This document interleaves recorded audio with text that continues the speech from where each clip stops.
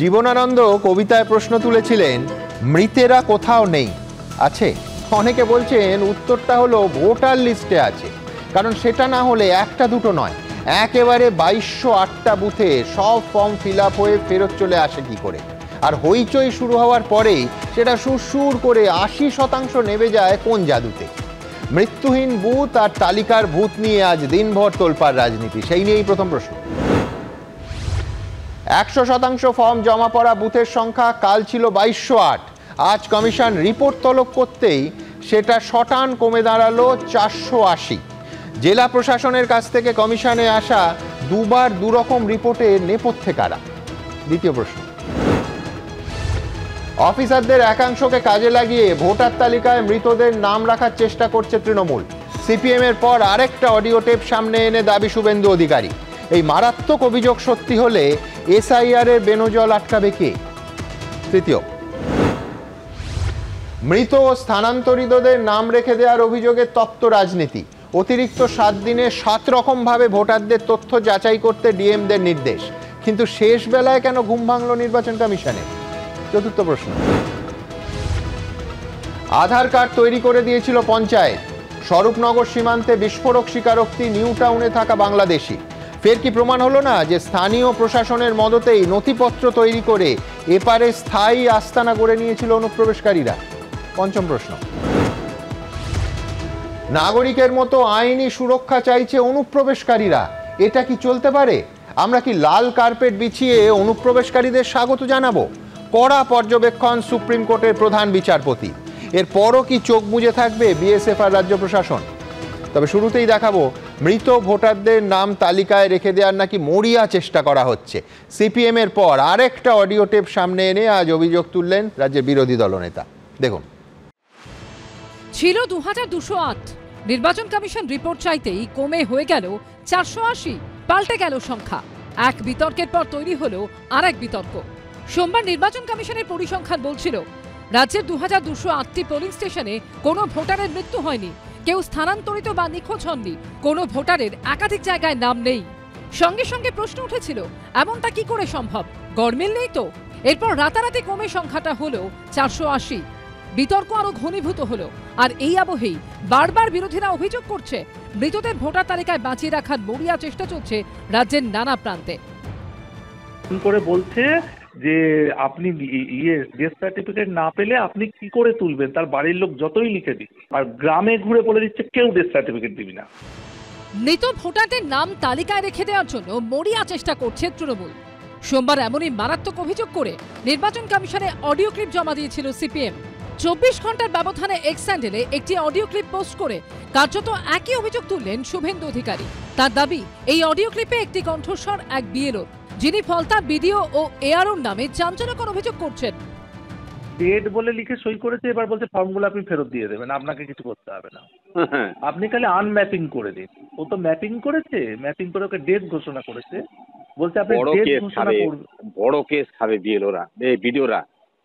বিএলওদেরকে পশ্চিমবাংলায় আপনাকে একটা কথা বলি, বিএলওদের যে চাপ দিচ্ছে এটা নির্বাচন কমিশন ভালো করে জেনে গেছে। এআরও বিডিওদের কপালে খুব বড় দুর্ভোগ আছে। বিরোধী দলনেতার প্রকাশ করা অডিও ক্লিপেও শোনা গেছে জাহাঙ্গীরের নাম। যখন মিটিং হচ্ছে পাশের ঘরে জাহাঙ্গীর বসেছিল, লোকজন নিয়ে বসেছিল, বুঝেছো তো?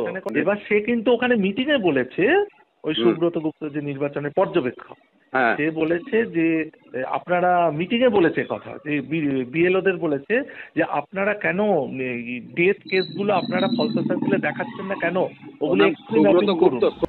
শুভেন্দু অধিকারীর পোস্ট করা অডিও ক্লিপে উঠে এসেছে আরো চাঞ্চল্যকর কথোপকথন। আপনি বাড়ির লোক, তার ছেলে লিখে দিচ্ছে ডেট, আপনি বাড়ি গিয়ে দেখলেন নেই, লোকাল, আপনিও বলছেন আমিও জানি ডেট। বলছে তাহলে ওগুলো কার নির্দেশে অপেক্ষা আপনারা এখনো ডিজিটাইজ করছেন না? আপনি এক্ষুনি ফোনে তুলে দিন, তা না হলে কিন্তু আমি বিএলওদের এগেন্স্টে অ্যাকশন নেব। বলার পরে সন্ধ্যে থেকে সব তুলতে শুরু করেছে এই আরও। আর বিডিও বলছে যে ফোন করে করে, এমনকি বিডিও পর্যন্ত ফোন করছে, ফোন করে বলছে যে আপনি ডেথ সার্টিফিকেট না পেলে আপনি কি করে তুলবেন, তার বাড়ির লোক যতই লিখে দিক, আপনি একটাও তুলতে পারবেন না। আপনি ডেথ সার্টিফিকেট যতগুলো চাইবেন ততগুলো। আর গ্রামে ঘুরে বলে দিচ্ছে কেউ ডেথ সার্টিফিকেট দিবি না। আমি ছবিটা পাঠাচ্ছি। সোশ্যাল মিডিয়ায় শুভেন্দু অধিকারী লিখেছেন, এসআইআর এর ফলে মমতা বন্দ্যোপাধ্যায় সিঁদুরে মেঘ দেখছেন, তাই তার প্রশাসনকে দিয়ে মৃত ভোটারদের নাম যাতে কাটা না যায় আর ভোটের সময় তার শান্তির বাহিনীকে দিয়ে ওই ভোটগুলি যাতে ছাপ্পা মেরে জেতা যায় সেই পরিকল্পনা করছেন। ফলতা নিয়ে অডিও টুইট করেছি, তারপর কুলতলিতে স্ক্রিনশট দিয়েছি, বলছে ডেথ সার্টিফিকেট ছাড়া মৃত নাম কাটা যাবে না। তার বাড়ির লোক লিখে দিচ্ছে ডেথ, তবুও রাখতে হবে। এরা হাইকোর্ট ফাইকোর্ট কাউকে মানে না, এদের কপালে অনেক দুঃখ আছে।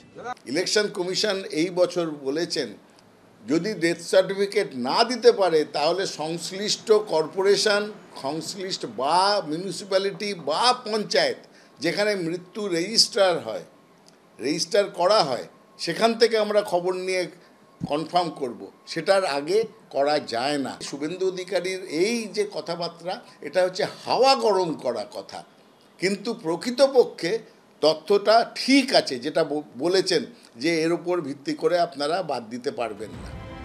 এসআইআর নিয়ে হইচইয়ের মধ্যেই বারবার প্রশ্ন উঠছে, তাহলে কি ভোটার তালিকায় মৃতদের জ্যান্ত করে রাখার মরিয়া চেষ্টা চলছে রাজ্য জুড়ে? কৃষ্ণেন্দু অধিকারী ও দীপক ঘোষের রিপোর্ট, এবিপি আনন্দ। বাড়ির পাশে শ্মশান ঘাট, সেথায় নাকি ভূতের ঠাট। এখন কথা হলো, ভূত যখন শটান ভোটার লিস্টে জায়গা নেয়, যখন এত ঢাকঢোল পিটিয়ে করা এসআইআর অর্থাৎ বিশেষ নিবিড় সংশোধনের তালিকাতেও ভূত একেবারে দাঁত নখ বের করে ঢুকে যায়, সেই ভূত তাড়ানো যে অত্যন্ত কঠিন সন্দেহ নেই। কতটা কঠিন গতকালই চোখে আঙুল দিয়ে দেখিয়ে দিয়েছিল একটা সংখ্যা, 2208। ভাবুন, আমাদের রাজ্যে 2208টা পোলিং স্টেশনে সব ফর্ম নিখুঁতভাবে ভর্তি হয়ে ফেরত চলে এসেছে। অর্থাৎ একজনও মৃত ভোটার নেই, কেউ মারা যাননি। 2, একজনও পার্মানেন্টলি শিফটেড ভোটার নেই। 3, একজনও অলরেডি এনরোল বা ডুপ্লিকেট ভোটার নেই। 4, একজনও আনট্রেসেবল ভোটার নেই। এবং 5, একজনও ভোটার নেই যিনি ফর্ম ভরেননি বা ভরতে চাননি। গতকালই এই অনুষ্ঠানে নির্বাচন কমিশনের দেয়া এই তথ্য আমরা তুলে ধরেছিলাম। আর এই অসম্ভবের অঙ্কটাই হইচই শুরু হতেই 24 ঘন্টার মধ্যে রাতারাতি পাল্টে গেল। যেই নির্বাচন কমিশন জেলা প্রশাসনের কাছে রিপোর্ট তলব করলো, সেই রিপোর্টে ওই 2208 কমে দাঁড়ালো 80% কমে দাঁড়ালো 480-তে। তাহলে ভাবুন কি পর্যায়ে কারচুপিটা হয়েছিল। জলজ্যান্ত ভূতের দাপাদাপি ছাড়া 2208 তো 480-তে নামতে পারে না। এখনও অবশ্য শীর্ষে দক্ষিণ 24 পরগনা, 480-র 1/3 বেশি ওই দক্ষিণ 24 পরগনা জেলার। আমার প্রথম বক্তা আজ আইনজীবী জয়ন্ত নারায়ণ চট্টোপাধ্যায়। জয়ন্তের কাছে প্রশ্ন একটাই থাকবে যে এত কোটি টাকা খরচ করেও এসআইআরের ভূত তাড়ানো যাচ্ছে না, এটা স্পষ্ট। শেষ পর্যন্ত এই গোটা প্রক্রিয়াটা পণ্ডশ্রম হবে না তো? সুমন, আজকে অনুষ্ঠানটার নাম দেওয়া যেতে পারত ঘণ্টাখানেকে ভূত তাড়ানো বা ঘণ্টাখানেকে রহস্য উন্মোচন। তুমি প্রথমে বলছিলে যে কোন জাদুতে 2208 থেকে 480 হতে পারে। আমি বলছি এত বড় রহস্যও তো আমরা দেখিনি। শুধু ফেলুদা, ব্যোমকেশ বা কিরিটি নয়, একেনবাবুকেও আনতে হবে এই রহস্যের উন্মোচনে, না হলে রহস্যের উন্মোচন সম্ভব না। সত্যি সত্যি কোন রহস্যের বলে 2208 হয়ে যায় 480? তাও ভালো 420 হয়নি, তাহলে আমরা সকলে 420 গিরির শিকার হতাম। যাই হোক, জেলা শাসকদের কাছ থেকে ক্ল্যারিফিকেশন চাওয়া মাত্র 2208 হয়ে গেল 480। এ কেমন রহস্য? তার মানে প্রথমবার ইচ্ছে করে 2208 দেওয়া হয়েছিল। তারা ভেবেছিলেন ক্ল্যারিফিকেশন চাওয়া হবে না, যেই ক্ল্যারিফিকেশন চাওয়া হলো সঙ্গে সঙ্গে হয়ে গেল 480। প্রশ্ন উঠছে, তার মানে জেলা প্রশাসকরা, বিশেষত ডিস্ট্রিক্ট ম্যাজিস্ট্রেটরা, তারা কি চোখ বুঝেছিলেন? তারা 2208 পাঠালেন কি করে? আর যেই ক্ল্যারিফিকেশন চাওয়া হলো তারা বুঝতে পারলেন 2208টা ক্লারিফাই করা যাচ্ছে না, সঙ্গে সঙ্গে হয়ে গেল 480। তার মানে কোথাও গরমিল ছিল। এই গরমিল ইচ্ছে করে করা হয়নি তো? প্রশ্ন হচ্ছে কে রেসপন্সিবল? বিডিওরা রেসপন্সিবল, এসডিওরা রেসপন্সিবল, ডিস্ট্রিক্ট ম্যাজিস্ট্রেটরা রেসপন্সিবল কে, তা কি খোঁজা হচ্ছে? জানতো একটু শুধু যোগ করব, শুধু একটা 2208 নয়, পরপর ধরো একেবারে সব ফর্ম ফিল আপ হয়েছে, একটা মাত্র ফর্ম ফিল আপ হয়নি, দুটো মাত্র ফর্ম ফিল আপ হয়নি। একটা গোটা তালিকা গতকাল নির্বাচন কমিশনের তরফ থেকে স্পষ্ট করে দেয়া হয়েছিল। অর্থাৎ এই ভূতের কীর্তি শুধু একটা 2208-এর সীমাবদ্ধ ছিল না, 10টা ফিগার, 1 থেকে 10টা ফিগার নির্বাচন কমিশনের তরফে দেয়া হয়েছিল। জয়ন্ত, তার মানে দাঁড়াচ্ছে এনারা জেনে শুনেই দিয়েছিলেন। কালকের ফিগারগুলো তো যথাযোগ্য ছিল বলেই আপনারা বলেছিলেন। আর আজকে ক্ল্যারিফিকেশন চাইতে 480 করে দিলেন। তার মানে কেউ না কেউ রেসপন্সিবল। এবং আজকে তোমার অনুষ্ঠানের তৃতীয় প্রশ্ন, তার মানে অফিসারদের একাংশকে কাজে লাগানো হচ্ছে কি? না হলে এরকম হতে পারে না। দেখো প্রহসনটা কিরকম। প্রথমে বলি, দেখো মূল দাবিটা সাধারণ মানুষের খুব তো সাধারণ ছিল, কারণ মূল দাবিটা ছিল নির্ভুল ভোটার তালিকা প্রকাশ করতে হবে। সেই তালিকায় বাংলাদেশি থাকবে না, অনুপ্রবেশকারী থাকবে না, মৃত ভোটার থাকবে না, অবৈধ ভোটার থাকবে না। এবং এটা কিন্তু এই যে দাবিটা, এটা কিন্তু সংবিধান মেনে, সংবিধানে পরিষ্কার করে বলে দেওয়া আছে কিভাবে এই ভোটার তালিকা তৈরি করতে হবে বা ইলেকটোরাল রোলটা কিভাবে তৈরি করতে হবে বা প্রস্তুত করতে হবে। গতকাল অবধি বিভিন্ন চ্যানেলে যা দেখলাম তাতে সকলে বলছেন 2208টা বুথে নাকি সমস্ত ফর্ম জমা পড়েছে, তাতে কোনো মৃত বা স্থানান্তরিত ভোটার নেই। তখনই তো চমকে উঠেছিলাম, এটা আবার হয় নাকি? 2208টা বুথে কোনো মৃত বা স্থানান্তরিত ভোটার নেই, তখনই প্রশ্ন জেগেছিল।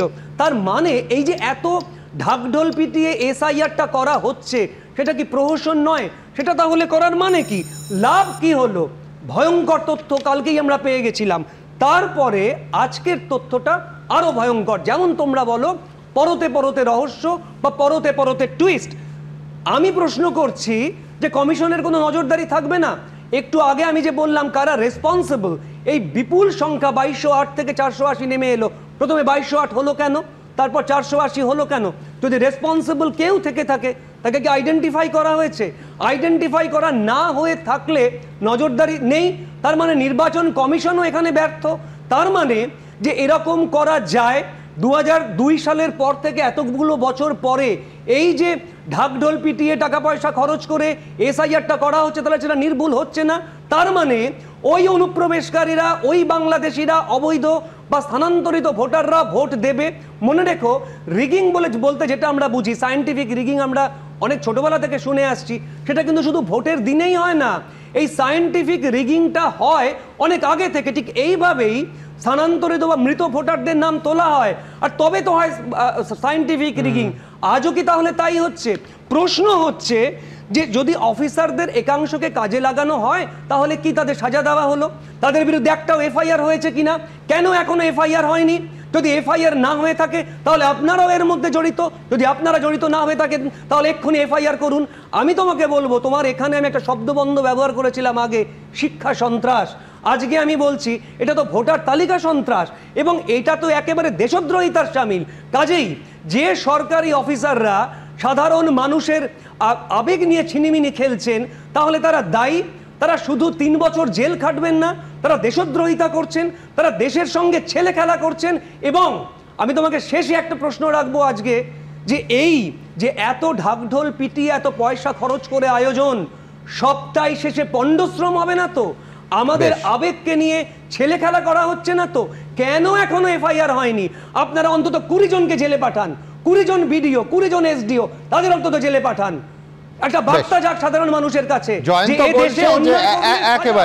একেবারে যে দায়িত্ব নির্দিষ্ট করতে হবে। সত্যি ভাবুন যে একই জেলা প্রশাসন 24 ঘন্টার মধ্যে দুটো সম্পূর্ণ ভিন্ন রিপোর্ট, একটা 80% বেশি আর একটা 80% কমিয়ে পাঠায় কি করে। কিন্তু ও শিক্ষা সন্ত্রাসের কথা বললো। আমার এই মুহূর্তে খবর আসছে যে আগামীকাল কলকাতা হাইকোর্টে অত্যন্ত গুরুত্বপূর্ণ একটি মামলার রায়দান হতে পারে। সেটা হচ্ছে 32,000 প্রাথমিক শিক্ষকের ভাগ্য, যে মামলায় একেবারে সরু সুতোর মধ্যে ঝুলছে, যে প্রাথমিকে নিয়োগ দুর্নীতি মামলা আগামীকাল কলকাতা হাইকোর্টে তার রায়দান হতে পারে। ও নিঃসন্দেহে গুরুত্বপূর্ণ। কিন্তু আমরা এই মুহূর্তে যে আলোচনাটা করছি সেটা হচ্ছে মৃত ভোটার কেন এত গুরুত্বপূর্ণ, অর্থাৎ কোথাও কেউ মারা যাননি, এই সংখ্যাটা কেন বিস্ময় সৃষ্টি করে। যদি ধরুন বিগ পিকচারটা একটু পার্সপেক্টিভে দেখি, কি দাঁড়াবে সেটা দেখাবো। কিন্তু তার আগে এই রহস্যজনকভাবে হইচই শুরু হতে ওই 2208 ঝুপ করে কি অঙ্কে, কি জাদুতে 80% কমে গেল, সেটা একবার দেখে নি। দেখুন, ছিল 2208। নির্বাচন কমিশন জেলা শাসকদের কাছ থেকে রিপোর্ট চাইতেই এক ধাক্কায় কমে হয়ে গেল 480। অদ্ভুত পরিসংখ্যান ঘিরে আরও একবার অদ্ভুত কাণ্ড। ছিল বেড়াল, কমিশন করা পদক্ষেপ করতেই হয়ে গেল রুমাল। রাতারাতি সোমবার নির্বাচন কমিশনের তরফে জানানো হয়, রাজ্যের বিভিন্ন জেলা মিলিয়ে 2208টি পোলিং স্টেশনে 100% পূরণ করা এনুমারেশন ফর্ম ফেরত এসেছে। রাজ্যে 2000-এরও বেশি বুথে কোনো মৃত ভোটার নেই কিংবা কোনো স্থানান্তরিত ভোটার নেই। নেই একাধিক জায়গায় নাম থাকা একজন ভোটারও। আর এই তালিকায় শীর্ষস্থান অর্জন করে দক্ষিণ 24 পরগনা। মোট 2208টি পোলিং স্টেশনের মধ্যে শুধু দক্ষিণ 24 পরগনাতেই ছিল 760টি পোলিং স্টেশন। নির্বাচন কমিশনের এই অবাক করা পরিসংখ্যান সামনে আসতেই শোরগোল পড়ে যায়। বিরোধীরা গড়মিল কারচুপির অভিযোগে সরব হয়। এটা আমাদের পিসি সরকারের ম্যাজিক। আমাদের যে পিসি সরকার অর্থাৎ মমতা বন্দ্যোপাধ্যায়ের সরকার, ওই সমস্ত এলাকায় কেউ মারা যায় না। নির্বাচন কমিশন সূত্রে খবর, আর্টিফিশিয়াল ইন্টেলিজেন্সের বা এআই এর মাধ্যমে 2208 জনের গড়মিল ধরা পড়ে। এরপর 24 ঘন্টার মধ্যে জেলা শাসকদের কাছ থেকে রিপোর্ট তলব করে নির্বাচন কমিশন। আর তারপরই জেলা নির্বাচনী আধিকারিকদের পাঠানো রিপোর্টে সংখ্যাটা এক লাফে 2208 থেকে কমে হয়ে গেল 480। নির্বাচন কমিশন সূত্রে খবর, আরও কমতে পারে এরকম পোলিং স্টেশনের সংখ্যা। তাহলে কি কমিশনের চাপ পড়তেই আসল সংখ্যাটা বেরিয়ে এলো? তাহলে কি আগের পরিসংখ্যানে গড়মিল ছিল?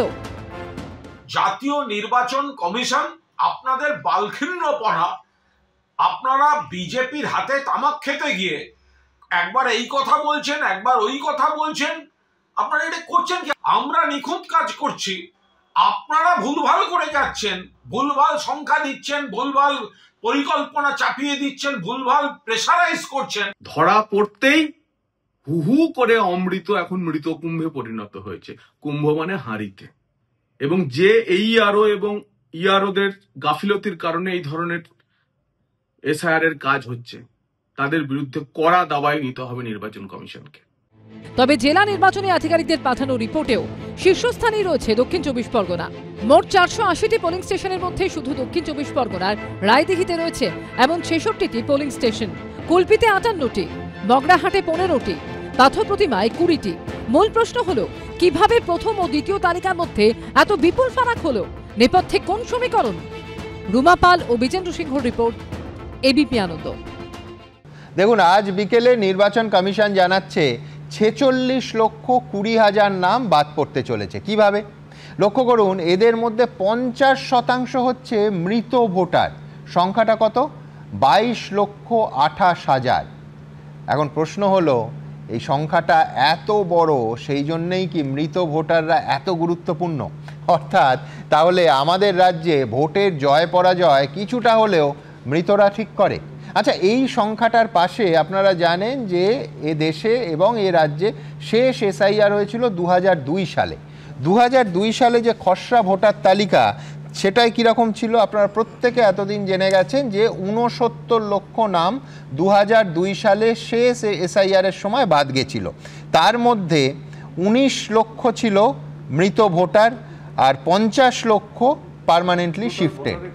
অর্থাৎ নিঃসন্দেহে সেই সময়ের তুলনায় আজকের দিনে দাঁড়িয়ে যত নাম আজকে বিকেল অবধি পাওয়া তথ্য অনুযায়ী বাদ যাচ্ছে, অর্থাৎ 50% মৃত ভোটার, যে সংখ্যাটা 22,28,000, অনেক বেশি। তুলনামূলকভাবে, আই রিপিট, অনেক বেশি। অর্থাৎ কি দাঁড়াচ্ছে?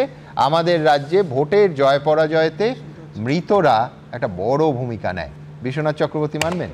দেখুন, পশ্চিমবাংলাতে জীবিত ভোটারের থেকে মৃত ভোটার শাসন ব্যবস্থা টিকে রাখার পক্ষে গুরুত্বপূর্ণ। জীবিত মানে মৃত ভোটার, অবৈধ ভোটার, 2 বা ততোধিক নামে থাকা ভোটার, স্থায়ীভাবে চলে যাওয়া ভোটার, এরাই কিন্তু আসলে শাসক দলের সবচেয়ে বড় সম্পদ। বাম আমলে মমতা বন্দ্যোপাধ্যায় এই অভিযোগটা করতেন। মমতা বন্দ্যোপাধ্যায় শাসনকালে বিরোধীরা অভিযোগ করেন। বাস্তবে হলো ভোটের দিন বিকেল 4টের পরে শাসক দলের বাহিনী নেমে যায়। এটার নামই সংগঠন। সংগঠন কার? যে যত পরিমাণে মৃত ভোটারের এগেনস্টে ভোট দিতে পারবে, অবৈধ ভোটারের এগেনস্টে ভোট দিতে পারবে, অ্যাবসেন্টি ভোটারের এগেনস্টে ভোট দিতে পারবে, তার তত সংগঠন বড়, সে জয়ী হবে, তার গলায় মালা পরাতে হবে। কিন্তু সুমনদা, ওটার থেকেও আমার কাছে গুরুত্বপূর্ণ, গতকাল আর আজকের মধ্যে এতটা তফাৎ হয়ে গেল তথ্যের। আমি কোন তথ্যটা বিশ্বাস করব? গতকালের রাতের যে দেওয়ার ইলেকশন কমিশনের তথ্য, না আজকের দেওয়ার তথ্য? কোনটা সঠিক, কোনটা ব্যাঠিক, নাকি দুটোই ব্যাঠিক? কেবলমাত্র ম্যানেজ করবার জন্য, অর্থাৎ সংবাদ মাধ্যম সরব হয়েছে যে এতগুলো 2208টা বুথে কোনো মৃত ভোটার একজনও নেই। এটা যখন সংবাদ মাধ্যম সরব হয়েছে তখন সেখানে মেরামত করে কোনো রকম করে আবার একটা মুখ বাঁচানোর মতন পরিসংখ্যান আমাদের সামনে হাজির করে বোকা বানানো হচ্ছে। আর কত বোকা বানাবে ইলেকশন কমিশন আমাদেরকে? পরিষ্কার করে এই কথাটা বলতে হবে আমাদের। এই ইলেকশন কমিশনকে আমরা বিশ্বাস করি না। এই ইলেকশন কমিশন যার একেবারে টপ টু বটম, অর্থাৎ একেবারে বিডিও লেভেল থেকে শুরু করে এসডিও, ডিএম হয়ে, সিও হয়ে যে জ্ঞানেশ কুমার, এই এন্টার মেশিনারিটাকে আমরা অবিশ্বাস করছি। এই কারণে আপনারা এক এক সময় এক এক তথ্য দিচ্ছেন। আপনারা পলিটিক্যাল কারণে আপনারা রাজনৈতিক নেতাদের হাতে তামাক খাচ্ছেন, সেই কারণে আপনারা রাজনৈতিক নেতারা যেভাবে চাপ তৈরি করে সেই অনুযায়ী আপনারা তথ্য দিচ্ছেন। আপনারা একটা নির্ভুল ভোটার তালিকা পশ্চিমবাংলার মানুষকে উপহার দিতে চাইছেন না, আপনাদের বিশ্বাস করা যায় না। এবং একই সাথে প্রশ্ন করতে চাই, যদি গতকাল তালিকা মানে ভুল থাকে, আজকে যদি সেটা সঠিক করে, তাহলে মানে কে ভুল করেছিল, দায়ী কার? কোন বিডিও এর জন্য দায়ী, কোন এসডিও এর জন্য দায়ী, কোন ডিএম এর জন্য দায়ী? তাদেরকে পরিষ্কার, যেরকম করে হাইকোর্ট এবং সুপ্রিম কোর্ট যেমন টেন্টেড ক্যান্ডিডেটদের তালিকা ঝুলিয়ে দিতে বলেছে, ঠিক তেমনি ভাবে ইলেকশন কমিশনকে কিন্তু এই টেন্টেড বিডিও, এসডিও এবং ডিএমদের তালিকা পরিষ্কার জনসমক্ষে আনতে হবে। পাবলিককে মানে সাধারণ মানুষের করদাতাদের টাকায় আপনার সংস্থা চলে, মানুষের অধিকার আছে জানার যে কোন কোন অফিসাররা এই ধরনের টেন্টেড ভোটার তালিকা তৈরি করছেন, সেই অফিসারদের নাম, তাদের ডেজিগনেশন, তারা কোথায় পোস্টেড আছে, পরিষ্কার তাদেরকে জনসমক্ষে আনতে হবে। শুনানি হবে, তাদের জনশুনানি হবে, একই সাথে আপনাদের আদালতের বিচার হবে। আমরা চাইবো মানে এই ধরনের টেন্টেড বিডিও, এসডিও, দেখুন সুমনদা, বিডিও অফিসগুলো কার্যত তৃণমূল কংগ্রেস দখল করে রেখেছে। আমি বারবার এই প্রশ্নটা তো করি আপনাদেরকে, যে বিডিও অফিসগুলো কার্যত তৃণমূল কংগ্রেসের নেতা নেত্রীরা দখল করে রাখে। এবং আমরা জানি যে এই তৃণমূলের শীর্ষস্থানীয় নেতারা যখন মানে দলের মধ্যে মিটিং করেন, তখন তারা বলেন 100% ফর্ম কিন্তু পূরণ করতে হবে। এবার 100% ফর্ম পূরণ করতে গিয়ে স্থানীয় তৃণমূলের মানে শাসক দলের নেতারা বিডিওদের উপর চাপ তৈরি করেছে, আর বিডিওরাও শাসক দলকে সন্তুষ্ট করতে চায়। এই অভিযোগটা বারবার আসছে যে বিডিওরা প্রশাসনকে প্রশাসনের মতন চালান না, এসডিওরা প্রশাসনকে প্রশাসনের মতন চালান না, ডিএমরা পলিটিক্যাল দাসের দ্বারা পরিচালিত হয়ে প্রশাসন চালান। প্রশাসন এবং দলের মধ্যে যে একটা পার্থক্য আছে, সেটা এন্টার প্রশাসন ব্যবস্থা ভুলে গেছে, প্রশাসকরা ভুলে গেছেন। ফলে শাসক দলকে সন্তুষ্ট করতে গিয়ে আপনারা আপনাদের মতন করে ভোটার তালিকা সংশোধন করবেন, আর সাধারণ মানুষ সেটা মেনে নিবে।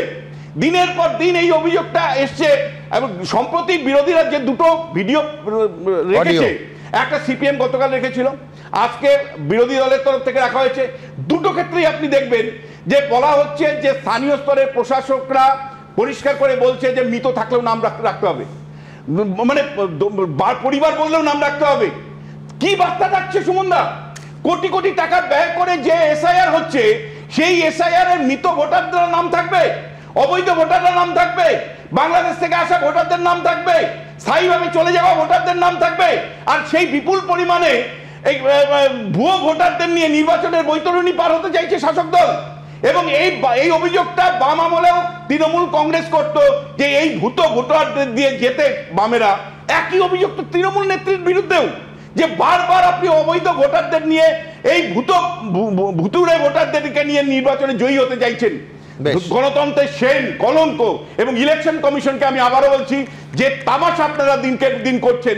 সাধারণ মানুষ বহু তিতিক্ষায়, বহু কষ্ট করে এই এসআইআর ফর্ম ফিল আপ করছে, আর আপনারা একটা সঠিক তথ্য পর্যন্ত দিতে পারছেন না। আর যারা এই ধরনের কারসাজিগুলো করছে তাদেরকে আপনারা দায়বদ্ধ করতে পারছেন না। প্রকাশ্যে তাদের নাম আনতেই হবে আপনাদেরকে, না হলে কিন্তু একদম নির্বাচন কমিশনের নিঃসন্দেহে দিনের শেষে যদি একটি সংস্থার দায় এবং দায়িত্ব থাকে, এই যাবতীয় চাপ, সেই চাপ তারা প্রতিহত করতে পারছে না, এবং যার ফলে এই ধরনের ফিগার, এবং 24 ঘন্টার মধ্যে সেই ফিগার পাল্টে যাচ্ছে। আমি উল্টো দিকের বক্তব্য নেব, কিন্তু তার আগে দ্রুত একবার দেখাবো যে 24 ঘন্টার মধ্যে দুটো অডিও টেপ সামনে এলো। একটা এলো আজ, যেটা ইতিমধ্যেই আমরা দেখালাম, আরেকটা শ্রমিক লাহিড়ী এনেছেন গতকাল। শুধু এনেছেন তা নয়, সেটা নির্বাচন কমিশনকে সিইও অফিসে গিয়ে জমাও দিয়েছেন। কি আছে সেই টেপে? তার কারণ এই চাপ বিএলওদের ওপর, এটা তো বোঝা যাচ্ছে, কিন্তু চাপটা দিচ্ছে কারা? ইন্টারেস্টিংলি এই দুটো অডিও টেপ, আবার বলছি সত্যি কিনা আমরা জানি না, একই দিকে নির্দেশ করছে যে এই রাজ্যের প্রশাসনের একটা অংশ একেবারে দলীয়ভাবে ব্যবহৃত হচ্ছেন, অথবা যে কাজটা করছেন সেটা সম্পূর্ণ সংবিধান বিরোধী। কেন এই কথা, এই অভিযোগটা উঠছে সেটা দেখাবো। আগে আমি দ্রুত একবার এই অডিও টেপটা আপনাদের সামনে রাখবো, দেখুন। সমস্ত বিএলও এবং বুথ সভাপতি এবং অঞ্চল কমিটির যারা মেম্বার আছে, দলীয় সমস্ত নেতৃত্বকে জানাচ্ছি, যে সমস্ত এসআইআর এর ফর্ম বিএলও ফেরত নিয়ে গেছে মৃত বা স্থানান্তরিত বলে, সেগুলোর ক্ষেত্রে কোনো প্রমাণ দিতে হবে না। যদি মৃত হয় সেখানে ডেথ সার্টিফিকেট দিলেই তবে তার কাটবে। এই জন্য আমাদের দলের যত মৃত লোক আছে কারোর ডেথ সার্টিফিকেট জমা দেবে না কেউ, দরকার হলে ওই ফর্ম পূরণ করে আবার জমা দেবে। ওরা বিএলওরা বাড়িতে ফর্ম ফেরত দেবে, এবং যেগুলো শিফট হয়ে গেছে ওই শিফট ভোটারের ফর্মগুলো নিয়ে কোথায় স্থানান্তরিত হয়েছে এটা দেখানোর কোনো প্রয়োজন নেই। আমাদের যত ভোট সব থাকবে, পারলে নির্বাচন কমিশনার সমান করে তাদের কাটাবে। নির্দেশিকা অভিষেক ব্যানার্জির, সুতরাং এটা আমাদেরকে কিন্তু একদিনের মধ্যে করে নিতে হবে। দেখুন, আবার বলছি, 24 ঘন্টার মধ্যে কমিশন নড়ে চড়ে বসতেই এই ভুতুরে পোলিং বুথের সংখ্যা 80% কমে গেল। অবশ্য এই তালিকার ভূতের ওঝার নাম সুব্রত গুপ্ত কিনা আমরা জানি না, কিন্তু আমাদের কথা হচ্ছে যে বিএলওদের ওপর চাপ দিয়ে জোর করে এই অন্যায্য কাজটা নাকি করানো হচ্ছে। তো করাচ্ছে কারা? এই চূড়ান্ত কারচুপির মোডাস অপারেন্ডিটা ঠিক কীরকম? আমার পরের বক্তা নিজে বিএলও স্বপন মণ্ডল কি বলছেন, কতটা চাপ ছিল, আদৌ চাপ ছিল কিনা, আর যদি চাপ থাকে কাদের চাপ ছিল? দেখুন, আমরা শুনেছি যে পুকুর চুরি হয়, আমরা শুনেছি আমাদের রাজ্যে ভোট চুরি হয়, কিন্তু এসআইআর নামক একটা সাগর সেটাও চুরি হয়ে যাচ্ছে, আমাদের চোখের সামনে দেখতে হচ্ছে। আমরা প্রথম থেকেই বলে আসছি এবং আমরা বারবার করে নির্বাচন কমিশনের কাছে তুলে ধরার চেষ্টা করেছি, বিভিন্ন ডেপুটেশনের মাধ্যমে, চিঠি দেওয়ার মাধ্যমে, যে কী ধরনের দুর্নীতি হচ্ছে, কী ধরনের অনিয়ম হচ্ছে এই এসআইআরকে কেন্দ্র করে। আমরা বারবার করে বলেছিলাম যে শাসক দলের পক্ষ থেকে চাপ দেওয়া হচ্ছে, যারা মৃত ভোটার তাদেরকে মৃত হিসেবে না দেখানো, তাদেরকে জীবিত হিসেবে দেখানো। বারবার করে বলেছিলাম শাসক দলের পক্ষ থেকে চাপ দেওয়া হচ্ছে যারা ডুপ্লিকেট ভোটার তাদেরকে রেখে দিতে। এমনকি বিভিন্ন জায়গায় উৎকোচ দেওয়ারও একটা অভিযোগ আসছে, উৎকোচ দেওয়ার চেষ্টার অভিযোগ আমরা করেছিলাম। কিন্তু প্রশ্নটা হচ্ছে যে নির্বাচন কমিশনের যে প্রস্তুতি ছিল সেই প্রস্তুতি সম্পূর্ণ ছিল না, এবং সেটা ইনসাফিসিয়েন্ট বলে আমাদের প্রথম থেকে মনে হয়েছে। কারণ আমরা দেখেছি যে আমাদের যে রাজ্যটা, সেই রাজ্যে একটা এই ধরনের এত বড় একটা কাজ করতে গেলে যে প্রস্তুতি নির্বাচন কমিশনে নিয়ে রাখা দরকার ছিল, এবং বিএলও অ্যাপ যেটা, সেই বিএলও অ্যাপের মধ্যে যে বিষয়গুলোকে রাখা দরকার ছিল সেটাকে সঠিকভাবে তারা প্রথমে করেনি। এমনকি আপনারা জানেন যে এই যে এডিট অপশানটা দিয়েছে, আজকে আপনারা বারবার করে প্রশ্ন তুলছেন যে 2208টা থেকে হঠাৎ করে ম্যাজিক করে 480-তে নেমে এলো। এটার মূল কারণ হচ্ছে এই যে বিএলও অ্যাপ। এই বিএলও অ্যাপে আপনারা সবাই জানেন যে এডিট অপশান একটা দেওয়া হয়েছে। যেই আমাদের ধারণা যে কালকে যেহেতু চাপ পড়েছে নির্বাচন কমিশনের পক্ষ থেকে, এই ডিএমরা ইআরওদের নির্দেশ দিয়েছে এবং বিএলওদের নির্দেশ দিয়েছে যে যেখানে যেখানে ভুল হয়েছে তোমরা সংশোধন করে দাও। হতে পারে এটা, সেই কারণে হঠাৎ করে সংখ্যাটা আজকে কম দেখানো হয়েছে, কিন্তু এটা শুধু 2208 নয়। আমি বারবার করে বলছি যে সত্যি সত্যি যদি রিপোর্ট উঠে আসে দেখবেন আপনি এটা কয়েক হাজার হবে, এবং বহু মৃত ভোটের এখনো পর্যন্ত জীবিত হিসাবে দেখানো আছে পোর্টালে। সেটাকে ছাঁকনি দিয়ে বের করতে হবে নির্বাচন কমিশনকে।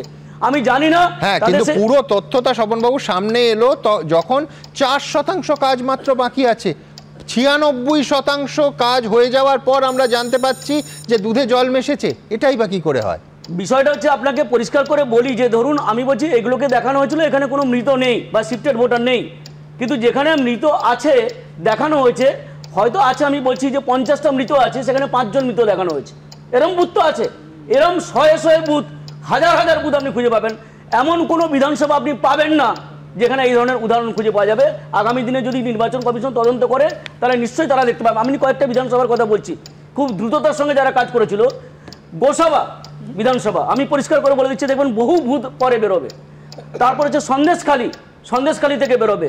এই আমাদের কলকাতায় কসবা বিধানসভা, এই বালিগঞ্জ বিধানসভা, এখান থেকে কত জালি ভোটার বেরোয় এর পরে দেখবেন আপনি, যেগুলো অলরেডি সাবমিটেড হয়ে গেছে। যদি নির্বাচন কমিশন, আমাদের কাছে স্পেসিফিক আমাদের ইনফরমেশন আছে।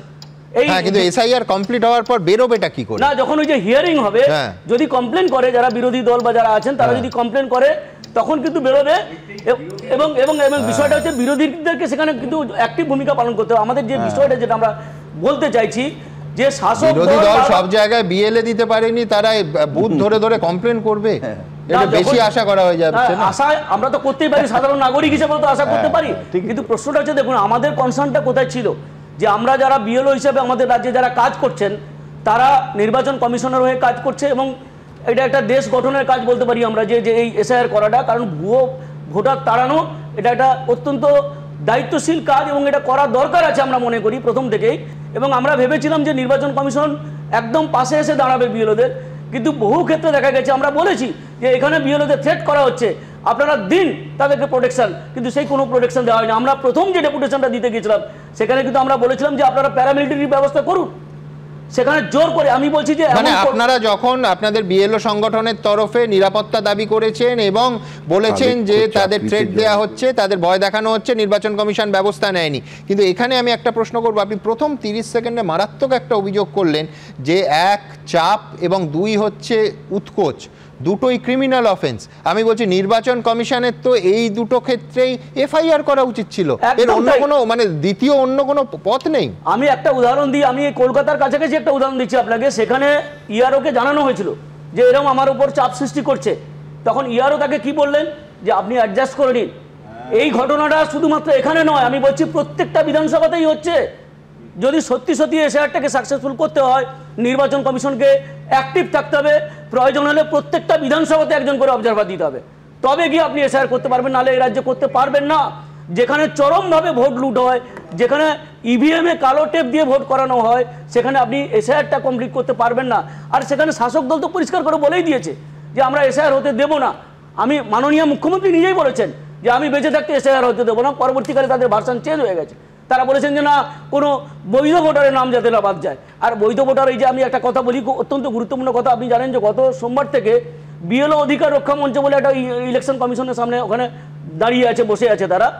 তাদের মূল উদ্দেশ্যটা কী ছিল? এই যে ডিজিটাইজেশনটা হয়েছে আপনি দেখবেন এটা পুরো পরিকল্পনা মাফিক, মানে ডিজিটাইজেশনের যে দুর্নীতি হবে এই পরিকল্পনাটা তারা অনেক আগে থেকেই করেছিল এবং তাদেরকে সেফগার্ড করার জন্য মানে এদিকে মিডিয়া থেকে আরম্ভ করে মানুষের দৃষ্টি এদিকে থাকবে যে এরা বিক্ষোভ দেখাচ্ছে, অমুক করছে, এই ফাঁকে আমরা সবকিছু করে নেব। অভিযোগ আমার পরের বক্তা আমি প্রতিবেদন নেওয়ার আগে বৈশ্বনাথ চট্টোপাধ্যায়কে পোডিয়ামে যেটা অনুরোধ করব। দেখুন এ রাজ্যের দুটো বিরোধী দল 24 ঘন্টার ব্যবধানে দুটো অডিও টেপ সামনে আন। সিপিএমের শ্রমিক লাহিড়ী যে টিপটি কমিশনে জমা দিয়ে অভিযোগ করলেন সেখানে পরিষ্কার শোনা যাচ্ছে যে সব ফর্ম যেন ফিল আপ হয়, মৃত হোক কিংবা স্থানান্তরিত, আমাদের ভোটার কমানো যাবে না, এটা দলীয় নির্দেশ পালন করতে হবে। আর শুভেন্দু অধিকারীর সামনে আনা আজকে যেটা সামনে আনলেন সেই অডিও টেপে বলা হচ্ছে বিডিও ফোন করে মৃত ভোটারের নাম ভোটার তালিকা থেকে বাদ না দেওয়ার জন্য চাপ দিচ্ছে। বৈশ্বনাথদা আবার বলছি এই টেপ সত্যি কিনা জানি না, নির্বাচন কমিশনে জমা পড়া টেপ নির্বাচন কমিশন বিচার করবে, কিন্তু এই দুটো অভিযোগই আপনাদের বিরুদ্ধে। বৈশ্বনাথ চট্টোপাধ্যায় সময় শুরু এখন। প্রথমত অডিও ক্যাসে মানে অডিও টেপ যেটা আপনারা চালাচ্ছেন, যার সত্যতা আপনারা যাচাই করেননি, অথচ নির্বাচন কমিশনে জমা পড়েছে, হ্যাঁ সেটা সত্যতা যাচাই না করে প্রচার হচ্ছে যে এইটা অডিও ক্যাসেটটা একটা সিপিএম দিয়েছে, একটা বিজেপি দিয়েছে। হ্যাঁ, যেরকম জাগো বাংলায় বারবার সত্যতা না যাচাই করে লিখে দিয়ে ছাপা হয় সেরকমই আর কি। মানে আপনি যদি জাগো বাংলা আর আপনাদের চ্যানেল একই করেন তাহলে আচ্ছা আচ্ছা, থ্যাংক ইউ থ্যাংক ইউ, এই কমপ্লিমেন্টের জন্য আপনাকে ধন্যবাদ। আপনি জাগো বাংলাকে না না ওটা তো আরে কাগজ বের করছেন মশাই, জাগো বাংলা আপনি জাগো বাংলা আমি দ্বিতীয়বার মনে রাখবো, এটাও তার একটা দলীয় মুখপাত্র হিসাবেই দেখবো। হ্যাঁ আমি একটা আপনাকে বলছি, আমি যতদূর জানি,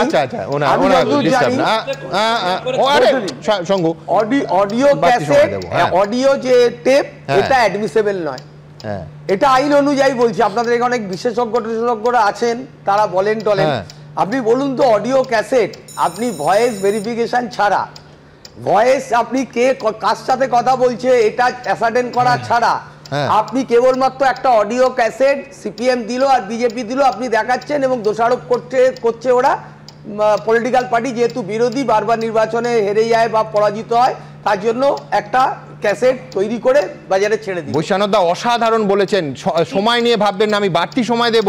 তাহলে নির্বাচনের আগে কুণাল ঘোষ যে অডিও টেপটা শুনিয়েছিলেন যে শিশির বাজরিয়া আরেকজনের কথাবার্তা, সেটা আমাদের চালানো উচিত হয়নি বলছেন? না আপনি তো না, এক সেকেন্ড প্লিজ। হ্যাঁ, ওই অডিও টেপ চালানো উচিত হয়নি বলছেন।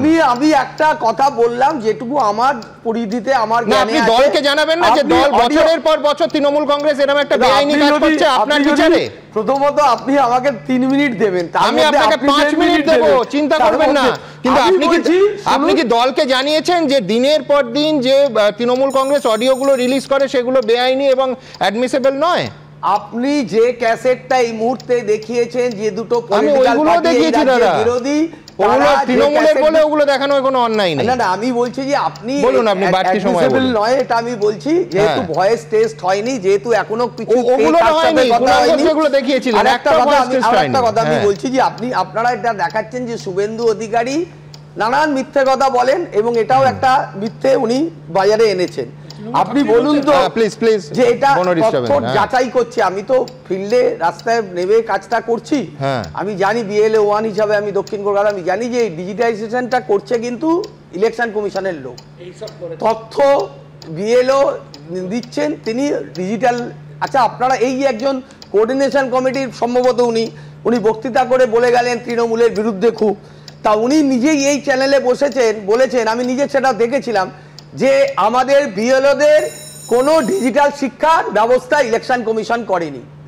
40 জন মানুষের প্রাণ গেছে SIR আতঙ্কে, তার মধ্যে 4 জন আত্মহত্যা করেছেন, অসুস্থ হয়েছেন, হাসপাতালে ভর্তি ছিলেন। তার দায় এবং দায়িত্ব ইলেকশন কমিশনকে নিতে হবে। ইলেকশন কমিশন এমন চাপ সৃষ্টি করেছেন, লিখে গেছে সুইসাইডিয়াল নোটে, যে সুইসাইডিয়াল নোটে নির্বাচন কমিশন আমাদের জন্য দেয়।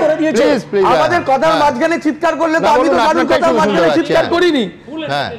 আর একটা কথা যেটা খুব আপনারা প্রচারে আনছিলেন, বৈজ্ঞানিক রিগিংটা যখন সায়েন্টিফিক রিগিংটা লেখা হয়েছিল সিরিজ দিক করে, পার্ট নাম্বার সিরিয়াল নাম্বার দিয়ে দেওয়া হয়েছিল, পার্ট নাম্বার সিরিয়াল নাম্বার দিয়ে উল্লেখ করা হয়েছিল যে কোন কোন মৃত ভোটার ভোট দিয়েছে, সেটা সিরিজ বেরিয়েছিল না। একটা বহুল প্রচারিত বাংলা যেহেতু অন্য সংবাদপত্রের নামে সিরিজ বেরিয়েছিল। না, আমি বৈশাখদার সঙ্গে এখানে একমত যে সায়েন্টিফিক রিগিং পরিভাষাটা বাম আমলেই তৈরি হয়েছে এবং মমতা বন্দ্যোপাধ্যায় এটাকে সক্রিয় করেন। কিন্তু আমি বলছি বৈশাখদা, সন্দেশখালী যখন ভিডিওটা বেরোলো, ডার্বি ম্যাচের আগে একটা মারাত্মক অডিও সামনে এলো, সেইগুলো দাদা ভয়েস টেস্ট করে সামনে এনেছিল তৃণমূল কংগ্রেস? না, আপনারা এখন আজকে আলোচনার বিষয়বস্তু থেকে বিষয় না, বিষয়টা তো প্রশ্ন, তাহলে খুব মুশকিল। আমি বলছি তৃণমূল অডিও সামনে আনে কিনা আমি বলছি SIR এর বিরুদ্ধে আজকে যে পলিটিক্যাল পার্টি খুব CPM আর BJP একই ভাবে চিৎকার করছে, SIR এর বিরুদ্ধে কিন্তু BJP বিরোধী সমস্ত রাজনৈতিক দল বলেছিল যে এই SIR এ সারা ভারতবর্ষে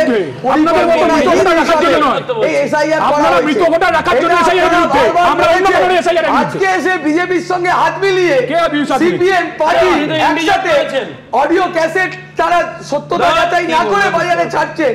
তার মানে এটা প্রমাণ হয় যে SIR বিরোধী যে পার্লামেন্টের ভেতরে বা পার্লামেন্টের বাইরে যে বিজেপি ইলেকশন কমিশনকে ব্যবহার করছে।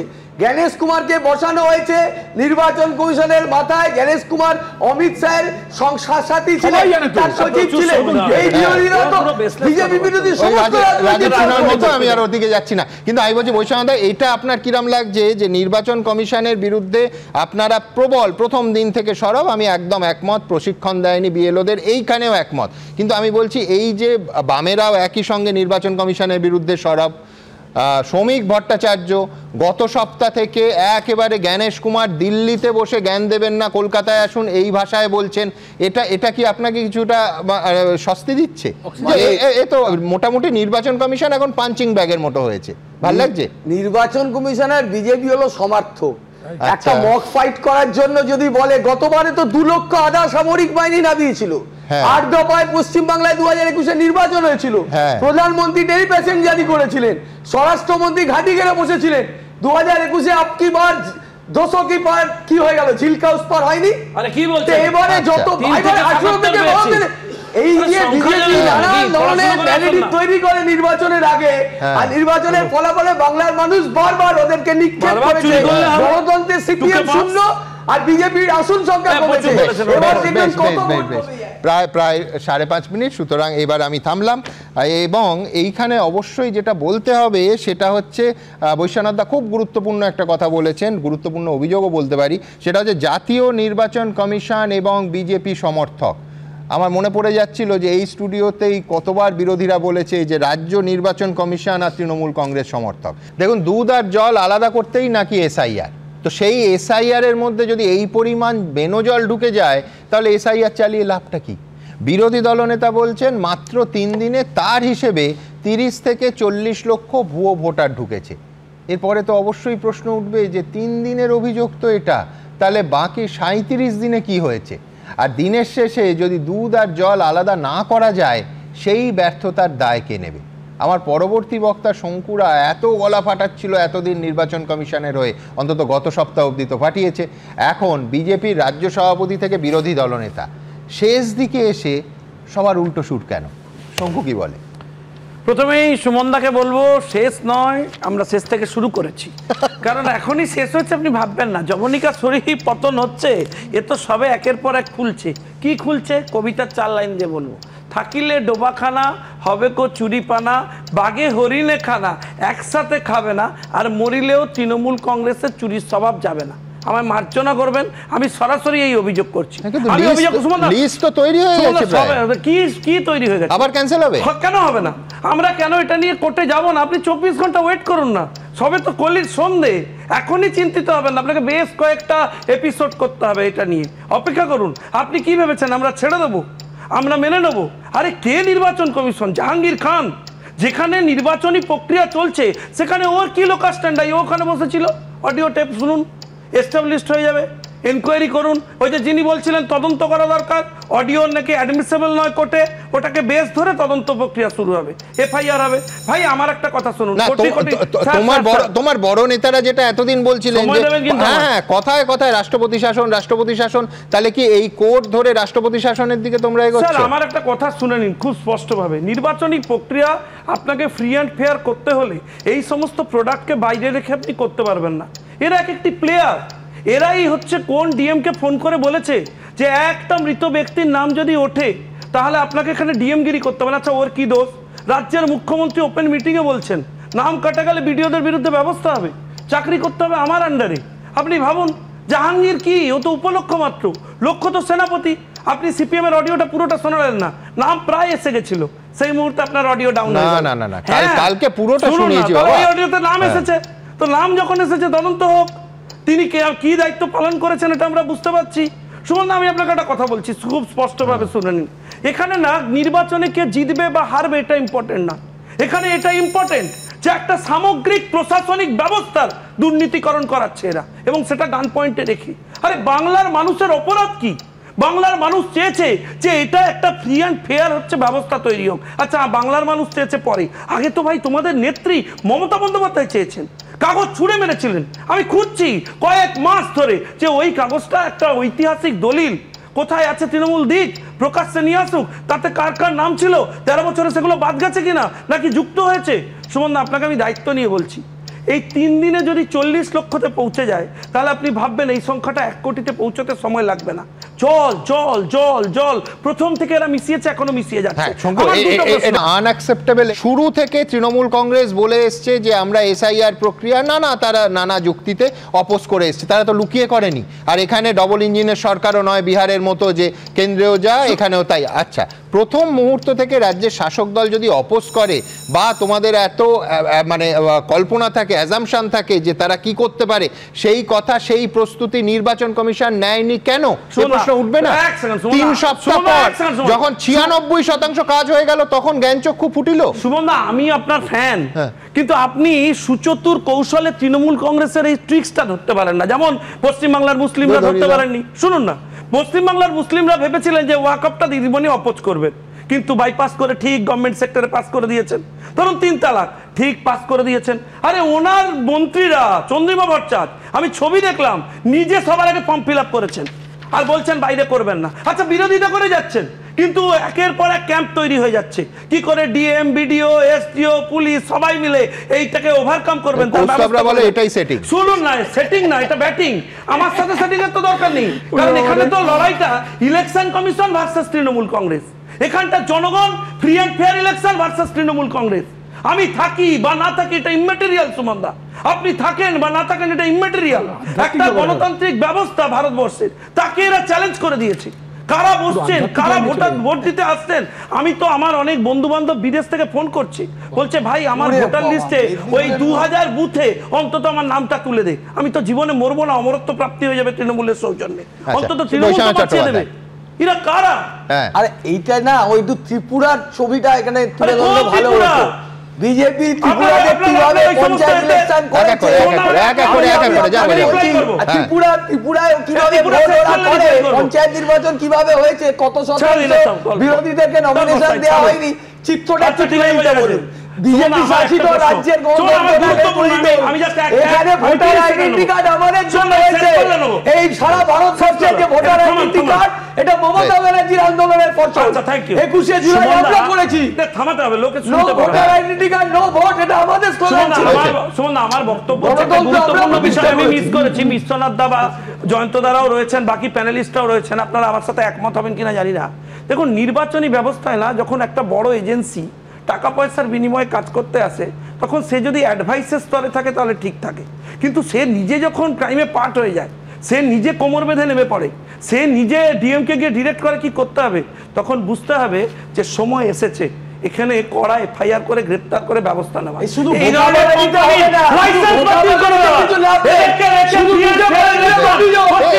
দলের ব্যবস্থা হলো, কিন্তু নির্বাচন কমিশন আবার ঘুরে ফিরে সেই বাঘটা যেখানে যাচ্ছে। নির্বাচন কমিশন এখানে 12 জন আইএএস অফিসারকে পর্যবেক্ষক নিয়োগ করেছে। তাদের কাজ এবং তাদের কর্মপদ্ধতি এই পরের প্রতিবেদনে আপনাদের সামনে রাখবো। পাশাপাশি এই প্রশ্নও কিন্তু উঠবে যে এই শেষ বেলায় কেন, যদি এত বিরোধিতা এবং এইখানে এই পশ্চিমবঙ্গের চ্যালেঞ্জগুলো তারা সবাই সমস্ত কিছু জানতেন, তাহলে শুরু থেকে এই ব্যবস্থাগুলো নেওয়া হলো না কেন, কার স্বার্থে? দেখুন, স্বচ্ছ ভোটার তালিকার স্বার্থে চলছে এসআইআর। জাল ভোটাররা যাতে নির্বাচন কমিশনের জালে আটকে যায় সেজন্য নিত্য নতুন পন্থা বার করছে কমিশন। কিন্তু তাতেও এসআইআর এর আসল উদ্দেশ্য সাধন হবে কি? সোমবার নির্বাচন কমিশনের দেওয়া পরিসংখ্যান অনুযায়ী এরাজ্যের 2208টা পোলিং স্টেশন থেকে সমস্ত পূরণ করা এনুমারেশন ফর্ম ফেরত চলে এসেছিল, যা দেখে অনেকেই প্রশ্ন তোলেন, কারো মৃত্যু হয়নি, কেউ অন্যত্র যায়নি, এটা কি আদৌ সম্ভব? যার জেরে প্রশ্ন ওঠে নির্বাচন কমিশনের তত্ত্বাবধানে চলা এসআইআর প্রক্রিয়া নিয়ে।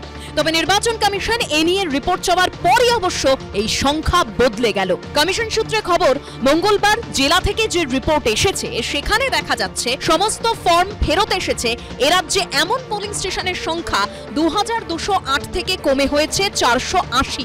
এত ঘন ঘন সংখ্যা বদল কেন? অথচ এসআইআর প্রক্রিয়ায় গরমিল ধরতে নির্বাচন কমিশন নানা পন্থা নিয়েছে। যেমন আধার কর্তৃপক্ষের কাছে মৃত ব্যক্তিদের তথ্য চাওয়া হয়েছে, মৃত্যুর পর কাদের রেশন কার্ড বাতিল হয়েছে তা খতিয়ে দেখা হচ্ছে, মৃত্যুর পর কারা রাজ্য সরকারের সমব্যথী প্রকল্পের সুবিধা নিয়েছে সেই তথ্য একত্রিত করা হচ্ছে। এমনকি ভোটার তালিকা যাচাই করে ভুয়ো ভোটার খুঁজতে এআই প্রযুক্তিরও সাহায্য নেওয়া হচ্ছে। তৈরি হয়েছে নির্বাচন কমিশনের স্পেশাল টিমও। পশ্চিমবঙ্গে এসআইআর এর স্পেশাল রোল অবজারভার হিসেবে অবসরপ্রাপ্ত আইএএস অফিসার সুব্রত গুপ্তকে নিয়োগ করেছে নির্বাচন কমিশন। পাশাপাশি এসআইআর প্রক্রিয়ার জন্য 12 জন অভিজ্ঞ আইএএস অফিসারকে অবজারভার হিসেবে নিয়োগ করেছে নির্বাচন কমিশন। কিন্তু প্রশ্ন উঠছে, এরপরও কি নির্ভুল ভোটার তালিকা তৈরি করতে পারবে নির্বাচন কমিশন?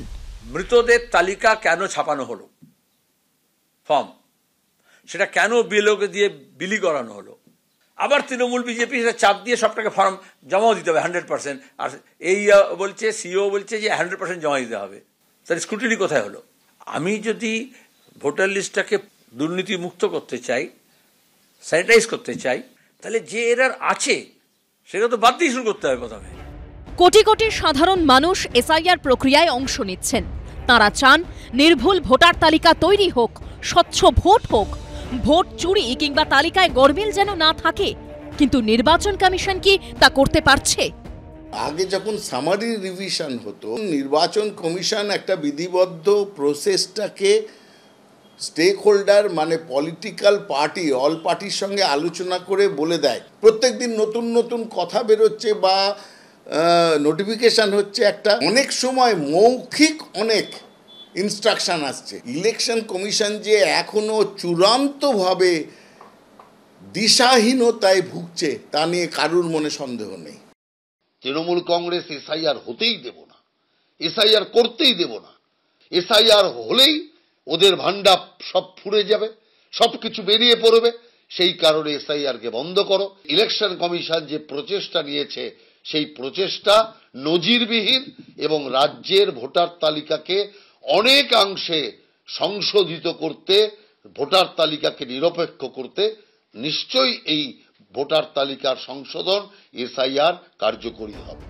এদিকে নির্বাচন কমিশনের পরিসংখ্যান অনুযায়ী মঙ্গলবার সন্ধে ৬টা অবধি ৪৭,৬,৯০২টি নাম বাদ যাওয়ার জন্য চিহ্নিত হয়েছে।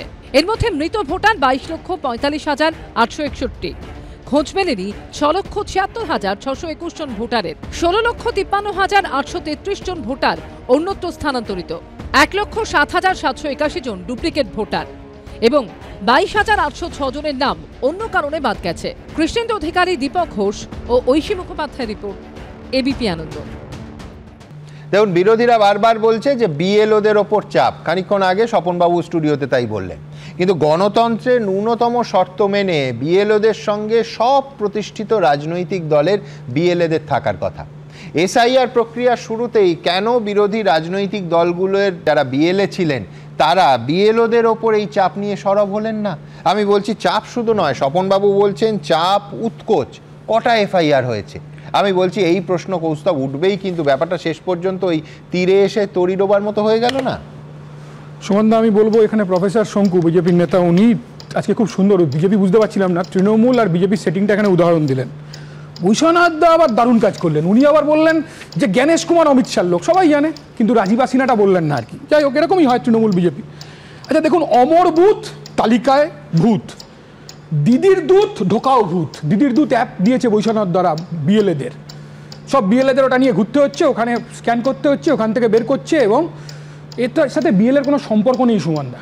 আমাদের বিএলএরা কাজ করছে ইআরও অফিস থেকে ডাটা এন্ট্রির নামে যে সমস্ত বিএলওরা তৃণমূলের চাপে বিএলওরা আপলোড করছে না, বলছে আমি সন্ধ্যাবেলা বাড়ির পর করবো, বাড়িতে গিয়ে করবো, তারপর বলছে আমরা করতে পারছি না, ইআরও অফিসে চলে আসছে। আমি অন্য কোথাও ছেড়ে দাও, কলকাতাতে আমরা একাধিক অভিযোগ জানিয়েছি নির্বাচন কমিশনকে। ইআরও অফিস থেকে ডাটা এন্ট্রির নামে আইপ্যাকের লোককে ঢুকিয়ে ডেট ফর্ম, লেট ফর্ম, সেগুলোকে ফর্ম ফিল আপ করে দেওয়া হচ্ছে। এটা আনফর্চুনেট, এর দরকার ছিল না। আমি এই কথাটা বারবার বলেছি, এসআইআর করেই এর সমস্যার সমাধান করা যেত। এসআইআর করেও কোটি কোটি টাকা খরচা করেছে, নতুন কিছু কথা নাকি। আজকে বিশ্বনাথ দেখানে এত কথা বললেন, জানেন না নির্বাচন আমাদের সরকারের কি ভূমিকা জানেন না? পঞ্চায়েত নির্বাচনে জেতা তৃণমূলের প্রার্থী যারা জিতেছেন তাদেরও সার্টিফিকেট দিয়ে দিয়েছেন, সিপিআইএম এর যারা জিতেছেন তাদেরকে হারিয়ে দিয়ে তৃণমূলকে সার্টিফিকেট দিয়ে দিয়েছেন, ব্যালট খেয়ে নিয়েছেন। এবং আমি দায়িত্ব নিয়ে বলছি, একটা ফান্ডামেন্টাল তফাৎ আছে। এই কোটা প্রক্রিয়াটা জাতীয় নির্বাচন কমিশন করছে। তুমি যে উদাহরণগুলো দিলে রাজ্য নির্বাচন কমিশন, লোকসভা নির্বাচনও জাতীয় নির্বাচন কমিশন করে, বিধানসভা নির্বাচনও জাতীয় নির্বাচন কমিশন করে। আমি বলছি বিডিওদের ধমকাচ্ছেন, বিডিওরা ধমকাচ্ছেন, বিএলওদের ধমকাচ্ছেন বিডিওদের নেতৃত্বে ব্লকে ব্লকে কাজ হচ্ছে। আচ্ছা, অভিষেক ব্যানার্জি জুম মিটিং করেছেন কিছুদিন আগে, তো এই তো কদিন আগে 25,000 লোককে নিয়ে নাকি জুম মিটিং করেছে। অভিষেক ব্যানার্জি 3 বার বলেছে 98% না, 97% না, 100% এনুমারেশন ফর্ম ফিল আপ করতে হবে। 100% এনুমারেশন মানে কি? এটা মমতা ব্যানার্জি বলেছিলেন একজনেরও নাম বাদ দিতে দেবো না।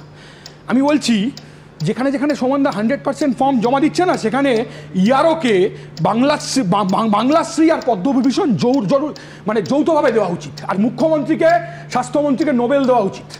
মৃত ভোটারদের নাম ঢুকিয়ে দিচ্ছেন, পার্মানেন্ট লেফট ভোটারদের নাম ঢুকিয়ে দিচ্ছেন। আচ্ছা, সিপিআইএম তো অডিও প্রকাশ করেছে, পরিষ্কার অডিও। এর আগেও আমরা দেখেছেন, বেহালা পশ্চিমের একটা অডিও আমরা বের করেছিলাম, কীভাবে বিএলওকে ধমকানো হচ্ছে, কি ভাষা তৃণমূল কংগ্রেসের জানি। কিন্তু এই অডিও প্রকাশ করে কি হবে? এ তো অডিও তো বোলপুরের আইসিরও বেরিয়েছিল। কি দেখা গেল? কেষ্ট গরু হাতে আর লিটন ট্রান্সফার অর্ডার হাতে দাঁড়িয়ে আছে। কেষ্ট গরু হাতে দাঁড়িয়ে আছে আর লিটন ট্রান্সফার অর্ডার হাতে দাঁড়িয়ে আছে। বৈশাধারা এখানে আবার বিষয় বলছে অডিও কি ভয়েস টেস্ট করা হয়েছে। আর কলতানকে যে অ্যারেস্ট করলেন, কি কায়দা, ফিল্মি কায়দা। মনে হচ্ছে কলতান মনে হচ্ছে ক্রিমিনাল। সকালবেলা কলকাতা পুলিশের গাড়ি কলতানের ট্যাক্সিকে টপকে তাকে ধরলো, বিচ্ছিরিভাবে ধরলো, মারতে মারতে নিয়ে গেল। কলতানের কি ভয়েস টেস্ট করা হয়েছিল নাকি? হ্যাঁ, একটার পর একটা উদাহরণ আমি দিতে পারি, একটার পর একটা উদাহরণ। মিথ্যা কথা বলছে তৃণমূল কংগ্রেস। আমরা বলছি তৃণমূল কংগ্রেস আজকে দেখবেন, ওই যে শঙ্কু বলেছে, ঠিক বলেছে, কি বলেছে জানেন শঙ্কু? বলছে আরো অনেক এপিসোড করতে হবে। হ্যাঁ, এটাই তৃণমূল বিজেপির উদ্দেশ্য, আরো অনেক এপিসোড হবে। বাংলায় কাজ, চাকরি, কর্মসংস্থান, বাংলা পেছনের দিকে এগিয়ে যাচ্ছে। রুটি রুচি, পরিযায়ী শ্রমিকদের অবস্থা, নির্মাণ শ্রমিকদের অবস্থা খারাপ হচ্ছে, বিড়ি শ্রমিকরা ফান্ড পাচ্ছে না, এইগুলো এজেন্ডার বাইরে চলে যাবে। তৃণমূল আর বিজেপি এসআইআর করে, এসআইআর এর নামে বাইনারি পলিটিক্স করছে, যেটা আনফরচুনেট। শেষ আমি কথাটা বলবো, আমি বলছি complementary voter list, complete voter list 2025-এর ভিত্তিতে এসআইআর হচ্ছে, 2002-এর ভিত্তিতে না। আচ্ছা, 2025-এ নির্বাচন কমিশন তো জানে কারা ডেট, তাদের এনুমারেশন ফর্মটা দিল কেন? পার্মানেন্ট লেফটটা ছেড়ে দিলাম, কেন দিল enumeration form? 2, supplementary 4 voter list October 2025-এ বেরিয়েছে, তার মাঝে 2টো সাপ্লিমেন্টারি বেরিয়েছে, 2 আর 3। বারবার নির্বাচন কমিশনকে বলছি আমরা, এটা বিএলওদের কাছে আছে, বিএলএদের কাছে নেই, পলিটিক্যাল পার্টির কাছে নেই। তৃণমূল এইখানেও কারসাজি করেছে, বারবার তৃণমূল এই কারসাজি করে। তৃণমূল কিছু লোকের নাম বাদ দিয়ে দিয়েছে, ফর্ম ফিল আপ করে বেছে বেছে সিপিআইএম কর্মীদের নাম বাদ দিয়ে দিয়েছে। আমরা জানি এই কারসাজি তৃণমূল কংগ্রেস করছে রাজ্য প্রশাসনকে ব্যবহার করে। আমি আবার বলছি সুমনদা, শেষ করবো কথা বলে, একটার পর একটা অ্যাসেম্বলি সেক্টরে, কলকাতা শহরে, ইয়ারও অফিসে, ইয়ারও টেবিলের পেছনে আইপ্যাকের ছেলেমেয়েরা বসে পড়েছে। বৈশ্বনাথদার কাগজ দেখে তো আমি ভয় পেয়েছিলাম ওখানে এনুমারেশন ফর্ম আছে কিনা। তৃণমূলের নেতাদের কাজ এখন হচ্ছে ব্যাগে করে এনুমারেশন ফর্ম নিয়ে গিয়ে গোছা গোছা ফিল আপ করে দেওয়া। এরকম ঘটনা আছে, একটা কথা বলি, এরকম ঘটনা আছে, বাড়ি থেকে ডেথ সার্টিফিকেট দিয়েছে, বাড়ি থেকে ডেট লিখে দিয়েছে, সেই ফর্ম ইয়ারোকে দিকে আরেকটা ফর্ম তুলে নেওয়া হয়েছে, তুলে নিয়ে আইপ্যাকের মাধ্যমে জমা দিয়ে দিচ্ছে। এই এসআইআর এর মানে কি? আমি শুধু তথ্যের জন্য দুটো কথা বলবো। এক হচ্ছে যে ডেথ সার্টিফিকেটের প্রয়োজনই নেই, বাড়ির লোক যদি সাইন করে দেয় সেটাই যথেষ্ট, এক। এবং 2 হচ্ছে 2002-এর ভিত্তিতে না, 25-এর তালিকার ভিত্তিতে ফর্ম ডিস্ট্রিবিউটেড হয়েছে। বৈশ্বনাথ চট্টোপাধ্যায়, প্রথমত 82,000 বুথে প্রায় এই কাজ হচ্ছে এনুমারেশন ফর্মের। আমি জানি না বামফ্রন্ট এত চিৎকার করছে, বিজেপি এখানে প্রতিটা চ্যানেলে ওদের খুঁজে পাওয়া যায়, আদৌ বুথ লেভেলে কেউ আছে কিনা কন্ট্রোল নিয়ে নিয়েছে, আইপ্যাকের কথা বলছে, বুথ লেভেলে কেউ আছে বলে আমার জানা নেই। ওদের কোনো জায়গায় কোনো বুথে লোক নেই, কোনো বুথে লোক নেই, শুধু টিভি চ্যানেলে লোক চিৎকার করে। বুথ লেভেলে ওদের কোথাও আইপ্যাকের ভূমিকা একদম বলছে, কিছু না পারেন তখন ওই আইপ্যাকের নামে বলতে শুরু করেন। তো আপনারা যে কোনো জায়গায় তৃণমূলও নেই, সব জায়গায় পয়সা দিয়ে ভাড়া করা লোক আমাদের বাইরের থেকে নিয়ে এসেছে, বাচ্চা বাচ্চা ছেলেদেরকে সংস্থার চাকরি বানিয়ে 5,000 টাকা হচ্ছে ইয়ারের পাশে বসিয়ে নিয়েছে। ডেটা এন্ট্রি অপারেটর সব হচ্ছে না। আমি আরেকটা ফান্ডামেন্টাল প্রশ্ন তুলবো যে 1000 জন ডেটা এন্ট্রি অপারেটর শেষ পর্যন্ত দেয়া হলো না কেন? এখানেও অবশ্যই দিনের পর দিন সেই নিয়ে আমরা অনুষ্ঠান করেছি, কিন্তু 1 সেকেন্ড আমি আসবো। বলছি যে ডেটা এন্ট্রি অপারেটর দেওয়া হয়নি, কথাটা বলছেন সরকারিভাবে দেওয়া হয়নি, বেসরকারিভাবে প্রচুর ডেটা এন্ট্রি অপারেটর তারা নিয়োগ করেছে। যেমন আমি দূরে যেতে হবে না, আপনাকে আলিপুর সার্ভে বিল্ডিং আছে এখানে, সেই বিল্ডিং এর মধ্যে রাত 12টা 1টা পর্যন্ত লোককে বসিয়ে যাদেরকে নিয়োগ করা যায় না, মানে ধরুন বেসরকারিকে নিয়োগ করছে, আমি দায়বদ্ধতা কোথায়? আমি সেটা তো বুঝতে পারছি না, কিন্তু তাদেরকে নিয়ে কাজ করানো হয়েছে, ডিজিটালাইজেশন করানো হয়েছে। আপনি এরকম মিথ্যে কথা কেন?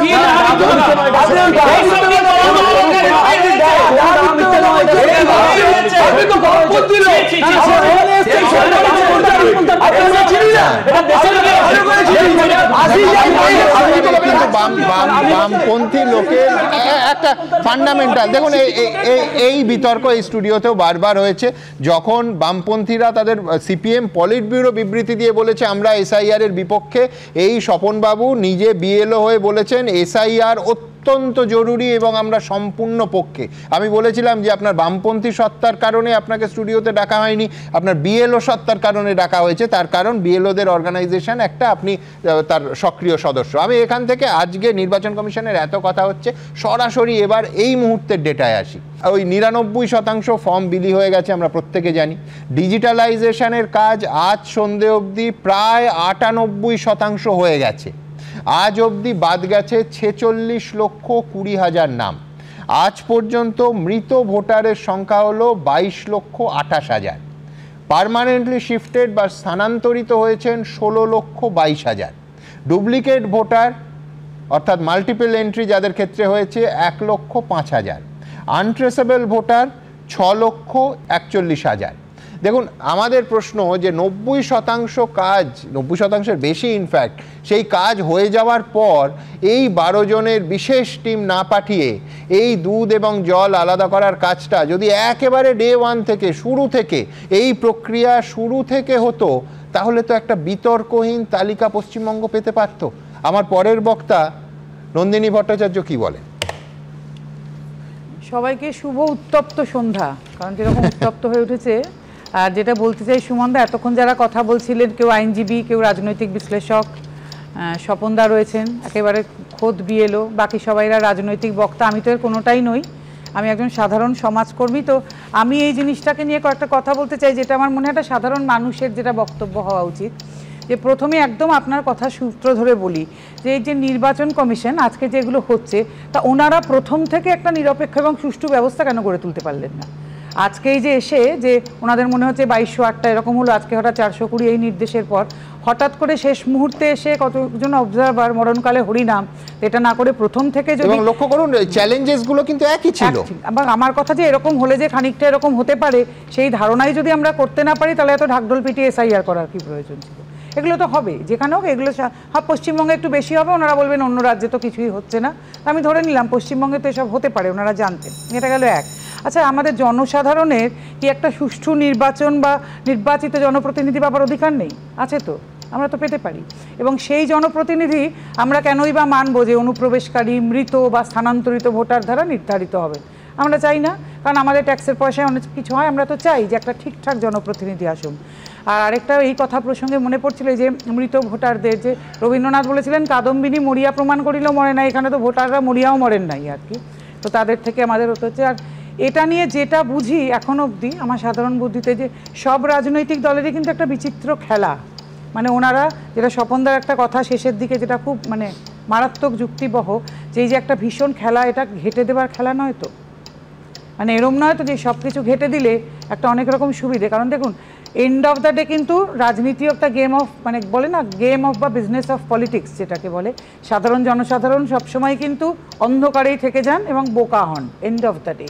তো আমার মতে যে কি বলুন তো, যে এই যে মানে আর একটা কথা স্বপনদাই বোধহয় বললেন না, অ্যাডজাস্ট করে নিতে বলছিলেন। তাহলে রাজনীতিতেও কি কোট আনকোট পিতৃতন্ত্র চলে?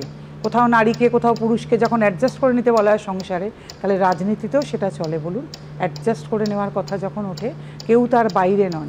তো এটাই বলতে চাই যে আজকে আমাদের আপামর ভারতবাসীর বা আমি পশ্চিমবঙ্গবাসীর কথাই বলছি, আমাদের তো এই অধিকারটুকু আছে যে আমরা একটা সুষ্ঠু মানে পরিষ্কার নির্বাচন পেতে পারি এবং সেটা ঠিকঠাক একটা ব্যবস্থার মাধ্যমে হয়ে আসবে। এবং আমার এটা ক্ষুদ্র বুদ্ধিতে মনে হয় যে এটা হবার আগে মনে হয়, আজকে দেখলাম সেন্সাসের সম্বন্ধে ঘোষণা হয়েছে, তো এটা বোধহয় সেন্সাসটা যদি আগে হতো, আমার মনে হয় আমরা আরেকটু বেশি ফল পেতাম সম্পূর্ণ। তাহলে আমার বাড়িতে 4 জন লোক আছেন কি না, এটা যদি আগে হয়ে যেত গণনা, তাহলে বোধহয় এই লিস্টটা আরেকটু নির্ভুল হতো আমার মনে হয়। তো যাই হোক, বেটার লেট দ্যান নেভার, পরেও যদি হয় সেটা ঠিক আছে। তবু আমার মনে হয় যে কোথাও গিয়ে এটা যত তাড়াতাড়ি যত নির্ভুল করা যায়, হয়তো যেটা বিশ্বনাথ দাও বললেন, শঙ্কু বলছিল যে আরও কিছু হবে, আরও অনেক হবে, কিন্তু চাইবো যে এটার মধ্যে এই ঝামেলা চিৎকার মারামারি না করে যে একটা স্বচ্ছ সুষ্ঠু পশ্চিমবঙ্গ হোক, যেখানে ঠিকঠাক একটা ভোট হবে, যেখানে আমরা সবাই নির্বাচিত জনপ্রতিনিধি, তিনি যে দলেরই হোক আসুন, এবং আমরা এটা বলতে পারি যে আমরা ঠিকঠাক সবাই ভোট দিয়ে সেটাকে পেয়েছি, মানে তার মধ্যে জল মেশানো নেই কোনো। এটুকু আমাদের চাহিদা জনসাধারণ হিসেবে, এর বেশি কিন্তু আমরা কিছু চাই না। ধন্যবাদ দিদি।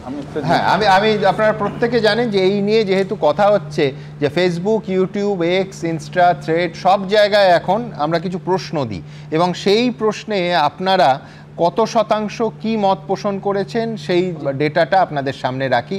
এবং এটা কিন্তু অনগোয়িং প্রসেস, যার ফলে পরবর্তীকালে আপনারা এই ভোটদানটা মত পাল্টালে অথবা অন্য কেউ এই মতদানটা চালিয়ে যেতে পারেন। আমি দ্রুত একবার 3টে অত্যন্ত গুরুত্বপূর্ণ প্রশ্ন, তার উত্তরে আপনারা কি বলেছেন দেখানোর চেষ্টা করব। প্রথম প্রশ্ন ছিল, নির্বাচন কমিশন গতকাল বলেছিল 2208টা বুথে কোনো মৃত বা স্থানান্তরিত ভোটারের নাম নেই, সমস্ত ফর্ম ফিল আপ হয়ে গেছে। এটা সম্ভব বলেছেন মাত্র 6%, একেবারে সম্ভব নয় এটা বলেছেন 94%, প্রত্যেকে তাদের স্পষ্ট মত দিয়েছেন। দ্বিতীয় প্রশ্ন ছিল, এসআইআর সত্ত্বেও মৃত ভোটারদের নাম কি ভোটার তালিকায় রাখার মরিয়া চেষ্টা চলছে? 89% মানুষ বলেছেন যে একেবারে মরিয়া চেষ্টা চলছে। মরিয়া চেষ্টা চলছে না এমনটা মনে করছেন 8%, বলতে পারবো না 3%। এসআইআর প্রক্রিয়ায় গরমিল ধরতে নির্বাচন কমিশনের নতুন পদ্ধতিগুলো যেগুলো এতক্ষণ ধরে আপনাদের দেখালাম সেগুলো কি সফল হবে? 65% মানুষ মনে করছেন যে সফল হবে। হবে না এমনটা মনে করছেন 27%, বলতে চাননি 8%। অর্থাৎ কোথাও একটা মানুষ নির্বাচন কমিশনের ওপর বিশ্বনাথ দা ভরসা রাখতে চাইছেন, কিন্তু পাশাপাশি একই সঙ্গে খুব স্পষ্ট করে দিচ্ছেন যে ভোটার তালিকায় মৃতদের রাখার একটা পরিষ্কার মরিয়া চেষ্টা চলছে। তার কারণ এটা বোধহয় মানুষ তার নির্বাচনের অভিজ্ঞতার সঙ্গে মিলিয়ে দেখছেন। একেবারে সুমনদা, একটা জিনিস দেখুন, দক্ষিণ 24 পরগনায় গতকালের যে ফিগার দিয়েছিল 760টা পোলিং স্টেশনে একজনও মৃত ভোটার পাওয়া যায়নি, এটা ইলেকশন কমিশন বলেছিল শুধু দক্ষিণ 24 পরগনায়। আজকে যে মানে ব্রেকআপটা দিচ্ছে তাতে রায়দিঘিতে 66টা পুলিশ স্টেশন, কুলপিতে 58টা, মগরাহাটে 15টা, পাথর প্রতিমা 20টা, সব মিলে 159টা। বাকিগুলো কি হলো? পলতার থেকে, শুধু পলতার বলবো না, এন্টার ডায়মন্ড হারবারের যে কনস্টিটিউয়েন্সি এসিগুলো সেগুলোতে সবচেয়ে বড় অভিযোগ এসছে যে বিডিও অফিস দখল, একদম, এবং সবচেয়ে বড় অভিযোগ এসছে যে বেলাগাম মানে ডিজিটাইজেশন। তাহলে আমার প্রশ্ন হচ্ছে ইলেকশন কমিশন কেন স্পষ্ট কথাটা স্পষ্ট করে বলতে পারছে না? কোন বুথগুলো 2208টা বুথের কোনগুলো যেখানে একজনও মৃত ভোটার নেই? কেন ইলেকশন কমিশন মানুষের সামনে সেগুলো কোনগুলো চেঞ্জ হলো? গতকাল মৃত ভোটার একজনও পাওয়া যায়নি, আজকে কয়জন পাওয়া গেল? একদম, আমি চেঞ্জই বা কি করে হলো? কার ভুল, কার দায়? আমরা শুধুমাত্র কনসেন্ট্রেট করছি একজনও মৃত ভোটার নয়, কিন্তু প্রশ্নটা হচ্ছে একজন মৃত ভোটার 2জন 3জন করে 10 জনের কালকে তালিকা দিয়েছিল, কিন্তু যারা সিরিয়াসলি বিএলও ছিলেন তারা বলেছেন গড়ে 80 থেকে 115 জন মানুষ মারা গেছে বুথে। অর্থাৎ গড় সবচেয়ে কম হলে 80, সবচেয়ে বেশি মানে হলে 115। তাহলে আমার প্রশ্ন হচ্ছে যে 1 থেকে 10-এর মধ্যে যে সংখ্যাগুলো, সেই সংখ্যাগুলো জাল সংখ্যা, সেখানেও প্রচুর পরিমাণে মৃত ভোটার আছে, এবং সারা রাজ্য জুড়ে যদি এইটা ছানবিন না করা হয় তাহলে বিপুল পরিমাণে মৃত ভোটার কিন্তু ভোটার তালিকায় থেকেই যাবে। সুমন, আমার বক্তব্য, আমি বিশ্বনাথের সাথে এক জায়গায় একমত। আমাদের বক্তব্য খুব পরিষ্কার বিশ্বনাথ দা, এখানে আমরা স্পষ্টভাবে দাবি জানাচ্ছি যে এটাকে ভুল হিসেবে চালালে হবে না। এটা অর্গানাইজড প্রি প্ল্যান, সরাসরি তৃণমূল কংগ্রেসের হচ্ছে ক্রিমিনাল অপারেশনস। এটার এগেইনস্টে এফআইআর করে অপরাধীদের ধরতে হবে ভাই। সব বুঝলাম, কমিশন কি করছে? কমিশনের বিরুদ্ধে আমাকে জিজ্ঞেস করছেন কেন? এটা কমিশনের লোক নিয়ে কমিশনের লোক খুঁজে নিয়ে গত সপ্তাহে অন্তত কমিশনের জন্য শঙ্কুরা গোলা পাঠিয়েছে। আমরা কমিশনের বিরুদ্ধে এতদিন তো দেখে এলাম কমিশনের করতে কিছু বললে বিজেপি তার রিপ্লাই দিচ্ছিল, অনুরাগ ঠাকুরও দিয়েছিল। রিপ্লাই দেব না, আমি যতদূর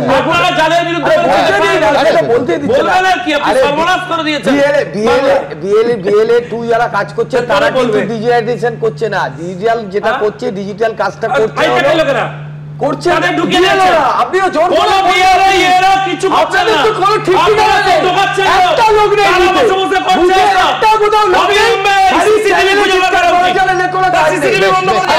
আপনারা কি বলছেন? আপনারা জানেন আমাদের ভেরিফাইড অ্যাকাউন্টগুলো থেকে দ্রুত কয়েকটা কমেন্ট নিয়ে নেব। মিহির কানুনগো তিনি লিখছেন, এ রাজ্যে গণতন্ত্র এতটাই উদার যে ভূতেরাও অনায়াসে বিনা বাধায় ভোট দিতে পারে। অতীশচন্দ্র বাবার লিখছেন, অনুপ্রবেশের জন্য বিএসএফ দায়ী হলে সেই অনুপ্রবেশকারীদের বিভিন্ন পরিষেবা দেওয়ার জন্য রাজ্য প্রশাসন দায়ী। সৈকত বর্মন লিখছেন, এতগুলো পোলিং স্টেশনে নাকি কারো মৃত্যু হয়নি, ভাবছি ওইসব বুথে নাম ট্রান্সফার করে অমর হয়ে যাব। সুভাষ ঘোষ রাজা লিখছেন, শাসকের চাপে বিএলওরা যে স্বাধীনভাবে কাজ করতে পারেনি সেটা জলের মতো স্পষ্ট। শর্মিষ্ঠা দত্ত লিখছেন, নির্বাচন কমিশন যদি জনগণের করের টাকা নষ্ট করে তবে তার জবাবদিহি প্রয়োজন। গৌতম বাগুই লিখছেন, শিক্ষক নিয়োগ বা রেশন দুর্নীতির মতো এসআইআর কারচুপির তদন্ত আবশ্যিক, তবে তা বিলম্বিত না হলে ভালো। আর এইখান থেকে আরেকটি বিশেষ প্রতিবেদনে আপনাদের সামনে রাখবো এই স্বরূপনগর সীমান্তে। স্বরূপনগর সীমান্ত নিয়ে একের পর এক প্রশ্ন, এবং প্রতিদিন আপনারা জানেন ভিড় হচ্ছে, এবং তারপরে গোটা প্রসেসটা একাধিক এপিসোডে আপনাদের দেখিয়েছিলাম যে রাজ্য প্রশাসনের সহযোগিতায় বিএসএফ এখানকার যারা অনুপ্রবেশকারী হিসেবে এতদিন আমাদের রাজ্যে বা আমাদের দেশে, হ্যাঁ শুধু রাজ্যে নয়, এই আজকে আপনাদের দেখাবো আমাদের দেশের বিভিন্ন প্রান্তেও তারা সম্পূর্ণ বেআইনিভাবে সীমান্ত টপকে এসে এতদিন ছিলেন, নিজে মুখেই তারা বলছেন। দ্রুত এবার দেখাবো যে বাংলাদেশ থেকে নিউ টাউনে এসে উঠেছিলেন, আধার কার্ডও তৈরি করে নিয়েছিলেন, দেখুন নিজের মুখে। কোন থেকে বলেছে ক্লাব থেকে যে তোমরা কোনো কাগজপত্র নিয়ে যেও না, সেগুলো ওখানে আমাদের 2 নম্বর গ্রাম পঞ্চায়েতে জমা দিয়ে এসছে। এসেছিলেন খালি হাতে, ফিরতে হচ্ছে খালি হাতেই। বাংলাদেশে ফেরার জন্য স্বরূপনগর সীমান্তে অপেক্ষারত এই বাংলাদেশি নাগরিকের মুখে উঠে এলো চাঞ্চল্যকর স্বীকারোক্তি। আধার কার্ড ছিল একটাই, আমার আর আমার বউ। কোন পঞ্চায়েতে? নিউ টাউন 2 নম্বর গ্রাম পঞ্চায়েত। কে বললো এটা জমা দিতে? ও তো পাড়া থেকেই বলছিল যে তোমরা হচ্ছে এখানে আধার কার্ডটা যদি থেকে থাকে, কোনো ডকুমেন্ট যদি থেকে থাকে, তাহলে সেগুলো তোমরা জমা করে দিয়ে যাও, না পরবর্তীতে প্রবলেম হবে।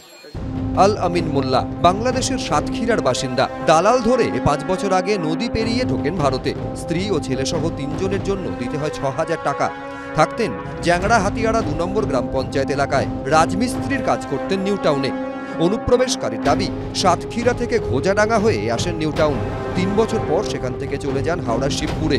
এসআইআর শুরু হওয়ার পর দিন 7 আগে ফের চলে আসেন নিউ টাউনে। এখানে যখন এসে নিউ টাউনে মাথা গুঁজেছিলেন, নিউ টাউনে তার তৈরি হয়ে গিয়েছিল আধার কার্ড।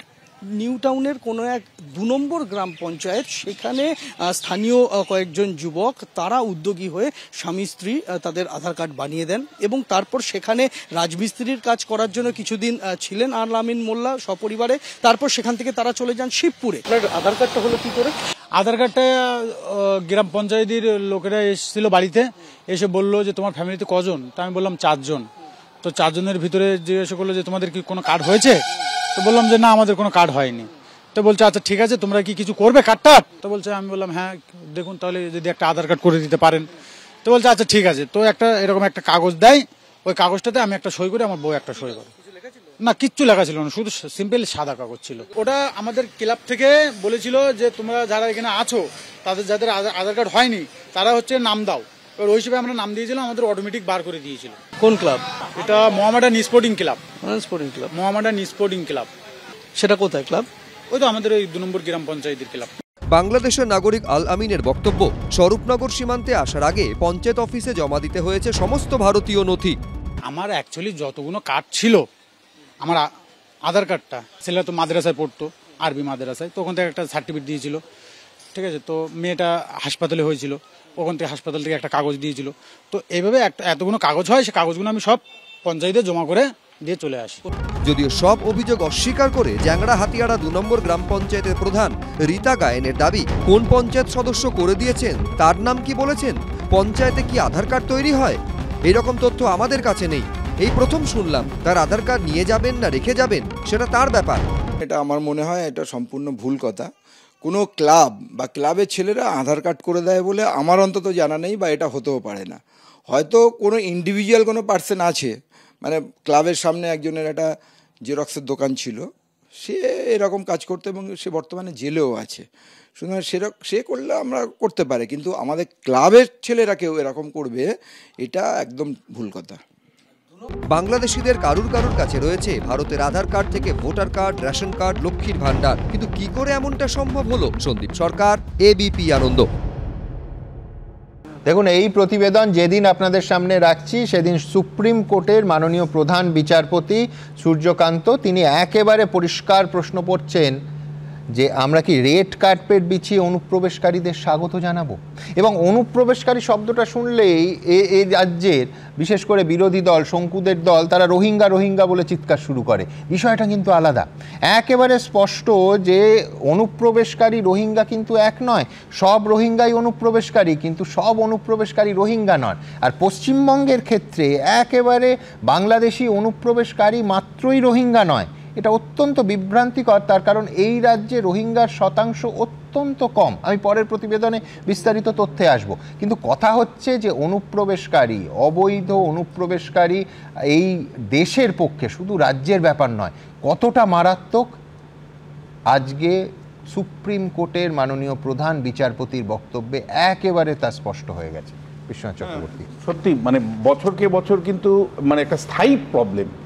দেখুন, এইটা তো এই মমতা বন্দ্যোপাধ্যায়ের আমলে নয়, এটা তো বহু বছর ধরে চলছে। মমতা বন্দ্যোপাধ্যায় যেমন 90s দেখবেন যে জ্যোতি বসু বারবার সরব হচ্ছেন, হাসিনা আসছেন, হাসিনা অস্বীকার করছেন, জ্যোতি বসু বলছেন যে মনে করিয়ে দিচ্ছেন যে না একেবারে অর্থনীতির উপর চাপ বাড়ছে। আমার কথা বলছি লালকৃষ্ণ আদবানি কিন্তু প্রকাশ্যে বলেছিল বুদ্ধদেব ভট্টাচার্য অসাধারণ ভূমিকা নিয়েছে অনুপ্রবেশ। আমি যেটা মনে করি যে এখন মনে হয় এনাফ রাজনীতি হয়েছে, অনেক ভোটের রাজনীতি করেছে, মমতা বন্দ্যোপাধ্যায় করেছে, তার আগে বামেরাও করেছে। আমার মনে হয় একটা কনসেনসাস আসা উচিত, আমাদের ছেলে মেয়েদের ভবিষ্যতের দিকে তাকিয়ে, আমাদের পরবর্তী প্রজন্মের দিকে তাকিয়ে, যে যে মিনিমাম লেভেলে আমাদের রিসোর্স আছে সেগুলো যাতে আমাদের পরবর্তী প্রজন্মের মানুষ প্লিজ পরবর্তী প্রজন্মের ছেলেমেয়েরা পায়। মানে আমাদের নেতারা আপনি ক্ষমতায় ছিলে সেই জন্য ওনাকে দেখেন 7 কোটি লোক ভোট দেয়।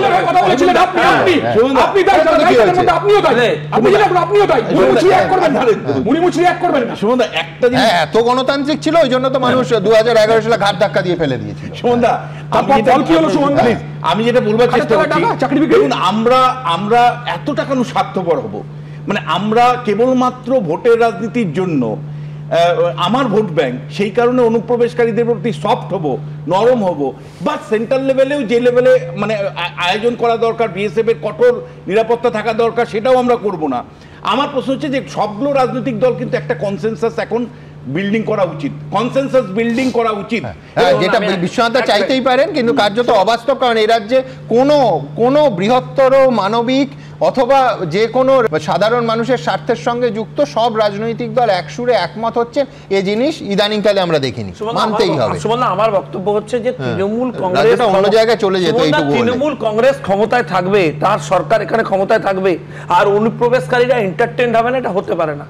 বিএসএফ বলছে জমি দিন না, স্বরাষ্ট্রমন্ত্রী এখানে এসে বলে গেছে তো আপনি ফেন্সিং করার জমি দিন, তারপর একটা অনুপ্রবেশকারী ঢুকলে বলবে আমাদের স্বরাষ্ট্রমন্ত্রী আপনি জমি চান কি বলবো, কেন্দ্রীয় সরকার যদি চাইতো আগে দাবি দিতে অবশ্যই জমি অধিগ্রহণ করতে হবে।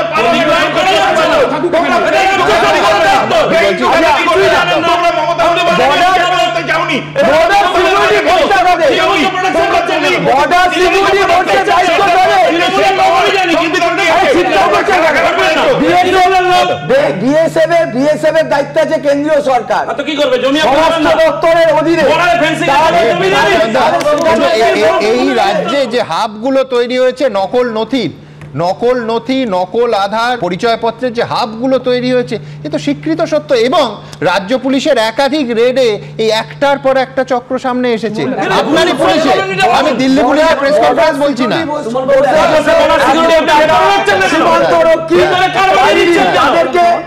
আমি বলছি আমার একটু জানতে ইচ্ছে করছে সাধারণ নাগরিক হিসেবে, কিন্তু আমি রাজনীতির মানে ওই জায়গায় যাচ্ছি না আর কি। এই যে ধরুন যারা অবৈধ অনুপ্রবেশকারী হিসেবে চলে যাচ্ছে, আমরা দেখতে পাচ্ছি, আপনার চ্যানেলেই দেখতে পাচ্ছি, বিষয়টা হচ্ছে যে তারা নিশ্চয়ই এখানে বহুদিন ধরে থাকতো, তারা যখন চলে যাচ্ছে পুলিশ তো একবার অ্যারেস্ট করে, বা বিএসএফ এর কথাই যদি আমি, তারা তো তাদেরকে ডিটেন করে একবার ইন্টারোগেট করতে পারতো যে তোমরা কিভাবে ঢুকলে, কে তোমাকে সাহায্য করেছিল।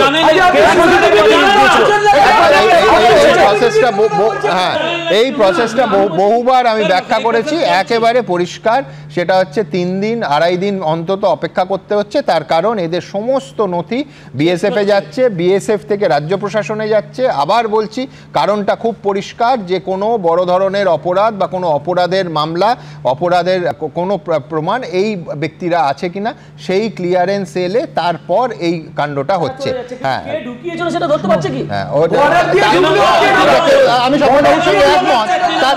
তার কারণ যে যারা ঢুকিয়েছে তারা হাত মিলিয়ে আছে, এখনো হাত মিলিয়ে আছে বলে। কিন্তু এখানে আরেকটা ফান্ডামেন্টাল প্রশ্নে আমি আসবো, সেটা হচ্ছে আমাদের প্রথম দিন থেকে দেখবেন অনেক হিন্দি ভাষী, একেবারে চোস হিন্দি, এমনকি অনেকে উর্দু ঘেঁষে হায়দ্রাবাদি হিন্দিও বলছেন। আমি বলছি যে অনেকে এই প্রশ্ন কারুর মনে জায়গায় স্বাভাবিক, যে বাঙালি তাহলে এই চমৎকার অবাঙালি সুলভ হিন্দিটা কোথা থেকে আসছে।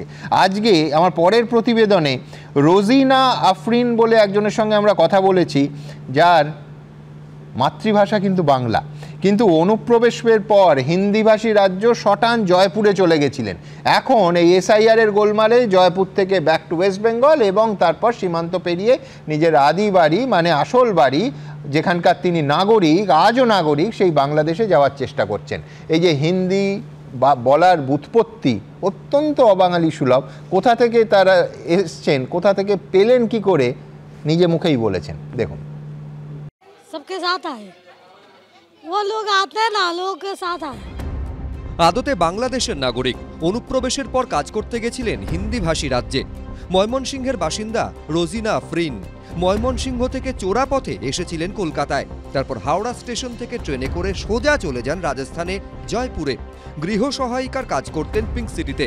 রপ্ত করে নিয়েছিলেন হিন্দি ভাষা, নইলে তো কাজ করতে অসুবিধে হতো। এখন এসআইআর আতঙ্কে রাজস্থান থেকে চলে এসেছেন উত্তর 24 পরগনার স্বরূপনগর সীমান্তে, দেশে ফেরার অপেক্ষায়। पहला तो कलकत्ता आया ना, हावड़ा ले गया, हावड़ा से फिर ट्रेन में बिठाया, फिर गया ना। हाँ, उधर जाके काम मिल गया, पहले से बातचीत किया ना। हाँ, 10,000। क्या काम करना पड़ता? बच्चे रखना, घर के खाना बनाना, घर के सब सफाई करना। রোজিনার মতো পশ্চিমবঙ্গ দিয়ে ভারতে ঢুকে মুম্বাই পাড়ি দিয়েছিলেন সুলতানা বেগম, কাজ করতেন পরিচারিকার। সুলতানা বলছেন, মেয়ে রোকেয়াকে নিয়ে 2 বছর আগে ভারতে এসেছিলেন, লেগেছিল 10,000 টাকা। থাকতেন মুম্বাইয়ের মীরা রোডের ঝুপড়িতে। বাংলাদেশ থেকে অনুপ্রবেশ করার পর সবার ডেরা যে এ রাজ্য ছিল এমনটা নয়। এ রাজ্যের গণ্ডি টপকে ভিন রাজ্যে কাজের খোঁজে চলে গিয়ে সেখানেই ঘাঁটি গেড়ে বসার উদাহরণ চোখে পড়ছে স্বরূপনগরের হাকিমপুর চেকপোস্টে এসে। এখানে এসে থাকতেন কোথায়? বললাম তো বোম্বে। হ্যাঁ, বোম্বেতে। এখন থাকতে দিচ্ছে না, কি করব। খুলনার বাসিন্দা সমীর মজুমদার ও মিতালি দাস 2 বছর আগে অনুপ্রবেশ করেছিলেন ভারতে। থাকতেন উত্তর 24 পরগনার হাবড়ায়। এসআইআর শুরুর পর এখন দেশে ফেরার অপেক্ষায় হাকিমপুর চেকপোস্টে 2 সন্তানকে নিয়ে অপেক্ষা করছেন তারা। হাবড়াতে আমাদের কাগজপাতি নেই, কাজের জায়গা বলছে রিস্ক হয়ে যাবে। হ্যাঁ, হাবড়াতে। একসময় কাজের সন্ধানে লুকিয়ে ভারতে ঢুকেছিলেন, এখন অনিশ্চিত ভবিষ্যতের সামনে দাঁড়িয়ে বুঝতে পারছেন কত বড় ভুল করেছিলেন। সীমান্ত খুললেই বাংলাদেশে ফিরে যেতে মরিয়া অনুপ্রবেশকারীরা। সন্দীপ সরকার, এবিপি আনন্দ। হ্যাঁ, আমি তোমার এই অনুষ্ঠানে এর আগে ভেবে দেখো একটা বড় বিষয় নিয়ে খুব আলোচনা হতো, সেটা হলো অনুপ্রবেশ এবং বাঙালিদের নাকি ধরে ধরে বিভিন্ন রাজ্য থেকে তাড়িয়ে দেওয়া হচ্ছে। তোমার কি বলো না, ওটাও ফ্যাক্ট হয়েছে। না না, হবে না কেন, হবে না কেন, এক মিনিট না, নাকি কেন হয়েছে? ঠিকই তো হয়েছে, কারণ এই মাত্র দেখানো হলো এই অনুপ্রবেশকারীরা বিভিন্ন রাজ্যে চলে গিয়েছিল। শুধু পশ্চিমবঙ্গে তো তারা নেই, তারা দিল্লি, বম্বেতে জায়গা দখল করেছিল, কলোনি বানিয়েছিল। তারপর যখন ধরা পড়ছে তখন তারা বাংলায় কথা বলা শুরু করেছে, কারণ তারা জানে বাংলায় কথা বললে একটা আবেগে সুরসুরি দেওয়া হবে, এরা বাঙালি।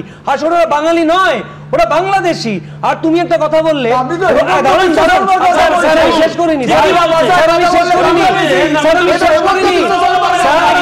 করিনি, একটু ডেকোরাম মানুন স্যার। তারপরে রোহিঙ্গাদের তুমি পার্সেন্টেজ ধরা যাচ্ছে না বলছো, রোহিঙ্গাদের পার্সেন্টেজ ধরা যাচ্ছে না কারণ ধরতে চাওয়া হচ্ছে না। তুমি ধর্মতলায় দেখো, শহীদ মিনারের নিচে আমাদের চোখে পড়ছে, যারা প্রশাসন তাদের চোখে পড়ছে না। বিভিন্ন জায়গায় এরা চলে এসেছে, এবং এই যে বাঙালি বলে যে আবেগে সুরসুরি দেওয়াটা হচ্ছিল, তারপরে দৃশ্য দেখো, এই অনুপ্রবেশকারী কেউ অস্বীকার করছে। স্বরূপনগরে যা হচ্ছে কেউ অস্বীকার করতে পেরেছে, বনগাঁতে যা হচ্ছে এখনই চলে যান, এখনই অন্তত 20 জনকে দেখতে পারবেন। অনুপ্রবেশকারীরা ঢুকেছে।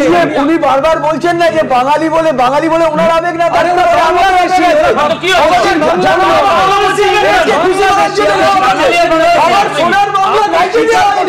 আপনি সেগুলো বলছেন না।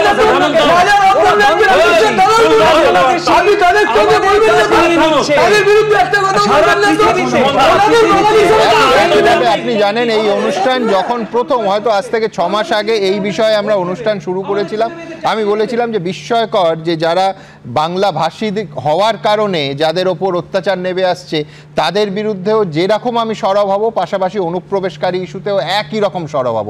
ঠিক এই ব্যালেন্সটারই অভাব বঙ্গ সমাজে, বিশেষ করে রাজনৈতিক দলগুলো। বাংলাদেশ যে জায়গায় ধীরে ধীরে যাচ্ছে, আগামী দিনে যদি পরিস্থিতি ভগবান না করুন খুব খারাপ কিছু হয়, তাহলে প্রথম শত্রুতার জায়গা তৈরি হবে দেশের ভেতরে থাকা এই সমস্ত জায়গা থেকে। ফলে আগে স্যানিটাইজ করা এটা অত্যন্ত জরুরি। শুধুমাত্র সাধারণ মানে আমি বলছি কোনো পরিচয়পত্র না দেখে পুশব্যাক করে দেয়া, তারপর সুপ্রিম কোর্টের নির্দেশে এবং হাইকোর্টের নির্দেশে তাদের ফেরত আনা। যে কটা ফ্যামিলি রয়েছে ভেবে দেখো, আমি বলছি যে কটা ফ্যামিলি রয়েছে একবার ভেবে দেখা উচিত প্রত্যেকের। হ্যাঁ, সব হবে নিশ্চিত অধিকারী, আগে তৃণমূল তারপর বিজেপি, বাংলাদেশ আলো সরকার আগে তৃণমূল তারপর বিজেপি। এদের কি বলছেন কি করে নিশ্চিত হতে পারে? আলো সরকার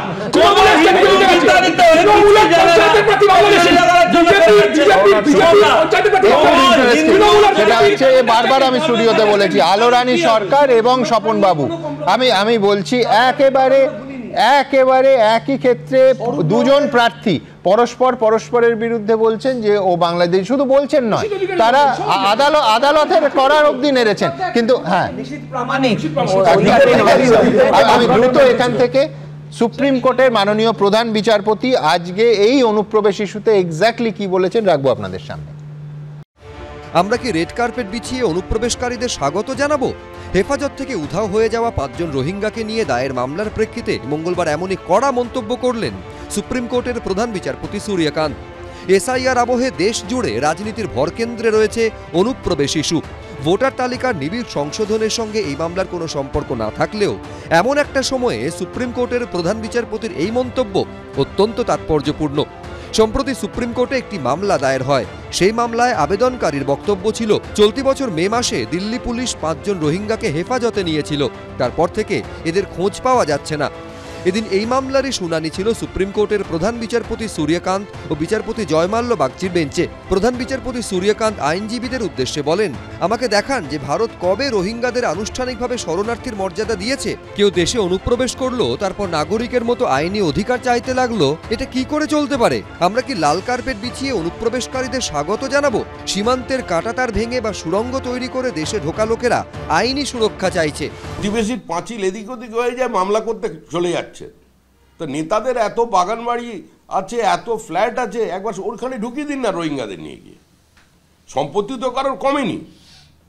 তৃণমূল কংগ্রেসের যারা মন্ত্রী হয়েছেন তারা ঘোষিত ইনকাম ট্যাক্সের যে ডিক্লারেশন আছে তাদের নির্বাচনে বলছে অর্থনীতি সর্বনাশ করে দিয়েছে নরেন্দ্র মোদী, কিন্তু পশ্চিমবঙ্গে দেখা যাচ্ছে তাদের যে বৃদ্ধি, তাদের যে নাম্বার, যত আবাসন তারা তৈরি বানিয়েছে, নিজের নামে ডিক্লেয়ার করছেন।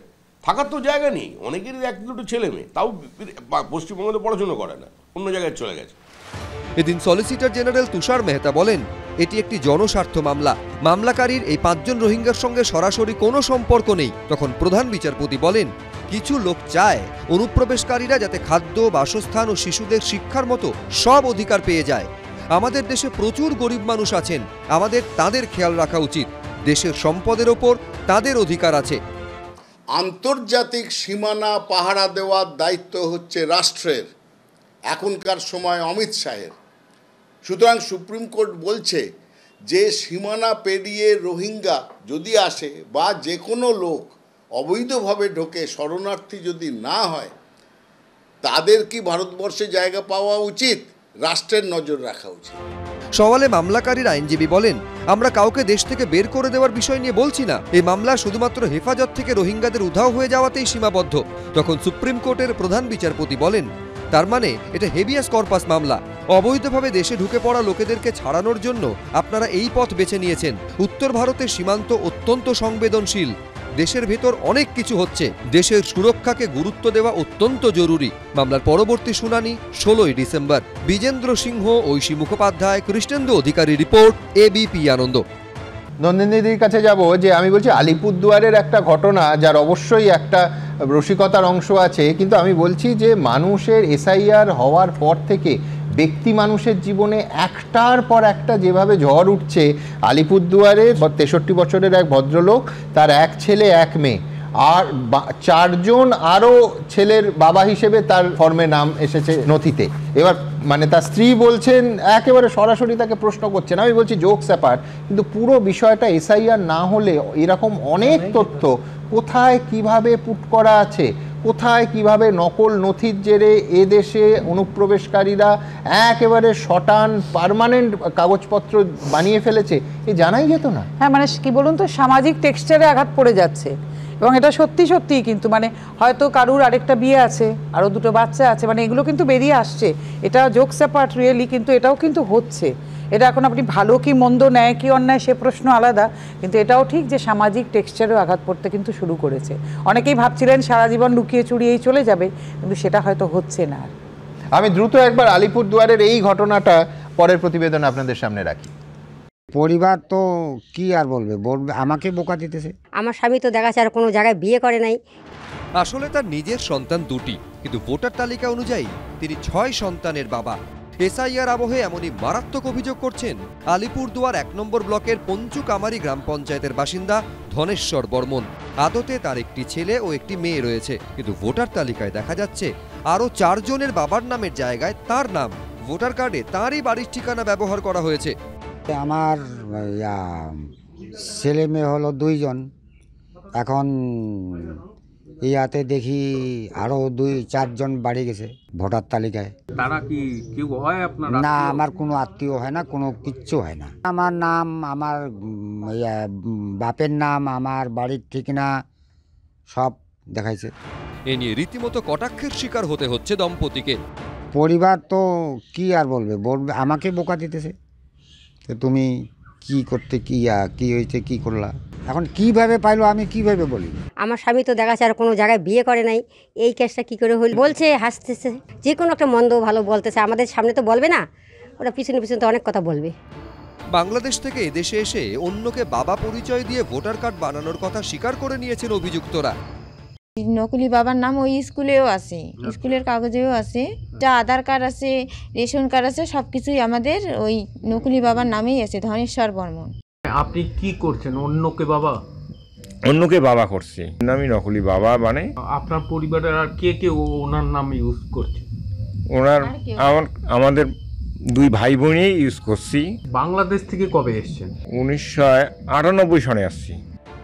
অন্যদিকে নদিয়ার রানাঘাট উত্তর পশ্চিম বিধানসভার 60 নম্বর বুথে অস্তিত্বহীন ছেলের নামে বাড়িতে এসে পৌঁছেছে এসআইআর ফর্ম। এই বুথের বাসিন্দা সুভাষ চন্দ্র রায়। বাড়িতে মোট সদস্য সংখ্যা 5 জন। 2 ছেলের মধ্যে 1 ছেলে আবার বিজেপির BLA 2। তৃতীয় সন্তান হিসেবে শান্তনু রায়ের নামে এসেছে এনিউমারেশন ফর্ম। একটা এক্সট্রা আসছে আমার সন্তান হিসেবে। আমরা তো চিনিই না, আমার 2টো ছেলে, সবাই চেনে এলাকার যে ওনার 2টো ছেলে। শান্তিপুরের বিডিও জানিয়েছেন, যার অস্তিত্ব পাওয়া যায়নি স্বাভাবিকভাবেই তার নাম কাটা যাবে। অরিন্দম সেন, সুজিত মণ্ডল, ABP আনন্দ।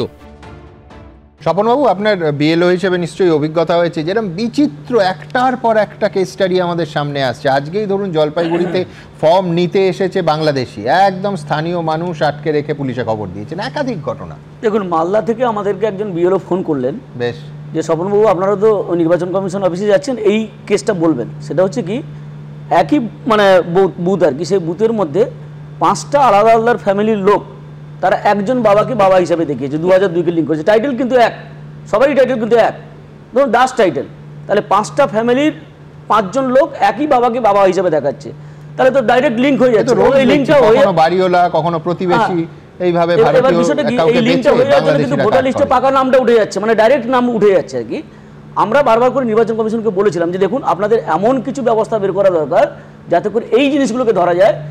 আপনি একবারে শুরু করুন, ভদ্রলোক জানতেই পারলেন না কখন বিশ্বপিতা হয়ে গেলেন। এবং আমি বলছি একবারে উত্তরবঙ্গের ওই কোনটা, মানে যেখানে ভুটানের সীমান্ত একদম, ওখান থেকে শুরু করে সন্দেশখালী একদম মানে সুন্দরবন লাগোয়া, এই অঞ্চলটাতে ব্যাপক হারে এই ধরনের ভুয়ো বাবা, ভুয়ো আত্মীয় সাজিয়ে সবগুলো লিঙ্ক করে ফেলেছে। কিন্তু মানে তাদের নাম কিন্তু ফাইনাল ভোটার লিস্টে চলে যাবে, ফর্ম তাদের নামে নামে লিঙ্ক করে ফেলেছে। লিঙ্ক মানে হচ্ছে 2002 এর সঙ্গে লিঙ্ক করে ফেলেছে। এইগুলোকে কিভাবে বের করা যায়, এটা নির্বাচন কমিশনের ভাবা উচিত। আমি বলছি দেখুন, এটা কোনো রাজনীতির প্রশ্ন নয়, এটা আমাদের দেশের নিরাপত্তার প্রশ্ন, দেশের স্বার্থের প্রশ্ন। এখানে কিন্তু সবাইকে এক হতে হবে।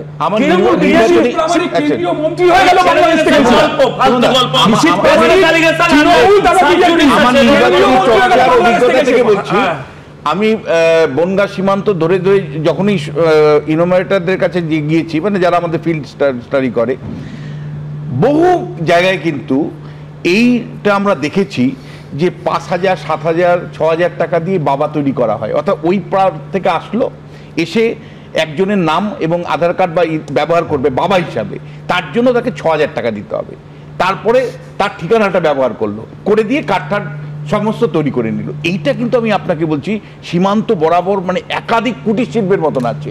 এবং এখানে কিন্তু আমি বলছি চক্রটা কেমন জানেন তো, স্থানীয় শাসক দল যে যখন থাকে তার নেতারা থাকেন, 2 হলো এখানে থানার একাংশ লোক থাকে এবং বিএসএফ এর একাংশ থাকে, সঙ্গে এক দালাল থাকে। ফলে এই যে নেক্সচারটা, এই নেক্সচারটাকে কিন্তু ভাঙার কোনো উদ্যোগ কিন্তু কখনোই হয় না। বিকল্প শিল্প তার মানে এসআইআর ত্রুটিমুক্ত হচ্ছে না। স্বপনবাবু একটু আগে যা বললেন যে 50 জন মৃত 5 জনকে দেখানো হচ্ছে, বিরোধীরা অভিযোগ না করলে তা ধরাই পড়বে না, তাহলে আমরা কি এসআইআর করে আনন্দে নাচছি? কেন বিরোধীরা অভিযোগ করলেও ধরা পড়ছে না? এক মিনিট, বিরোধীরা অভিযোগ করেছে ইয়ারও অফিসে এক মিনিট, নির্বাচন কমিশনকে অ্যাক্টিভ হতে হবে, বারবার করে বলছেন নির্বাচন কমিশনকে রিয়াক্ট মানে হচ্ছে এই যে বিএলওরা মারা যাচ্ছেন, 40 জন মারা গেছে কাজের চাপে, তা নাও হতে পারে। বিএলওতে থ্রেট দেওয়া হচ্ছে, এই নামগুলি তুলতে হবে বেআইনি ভাবে, আবার বিএলওরা কাজ করছেন বলে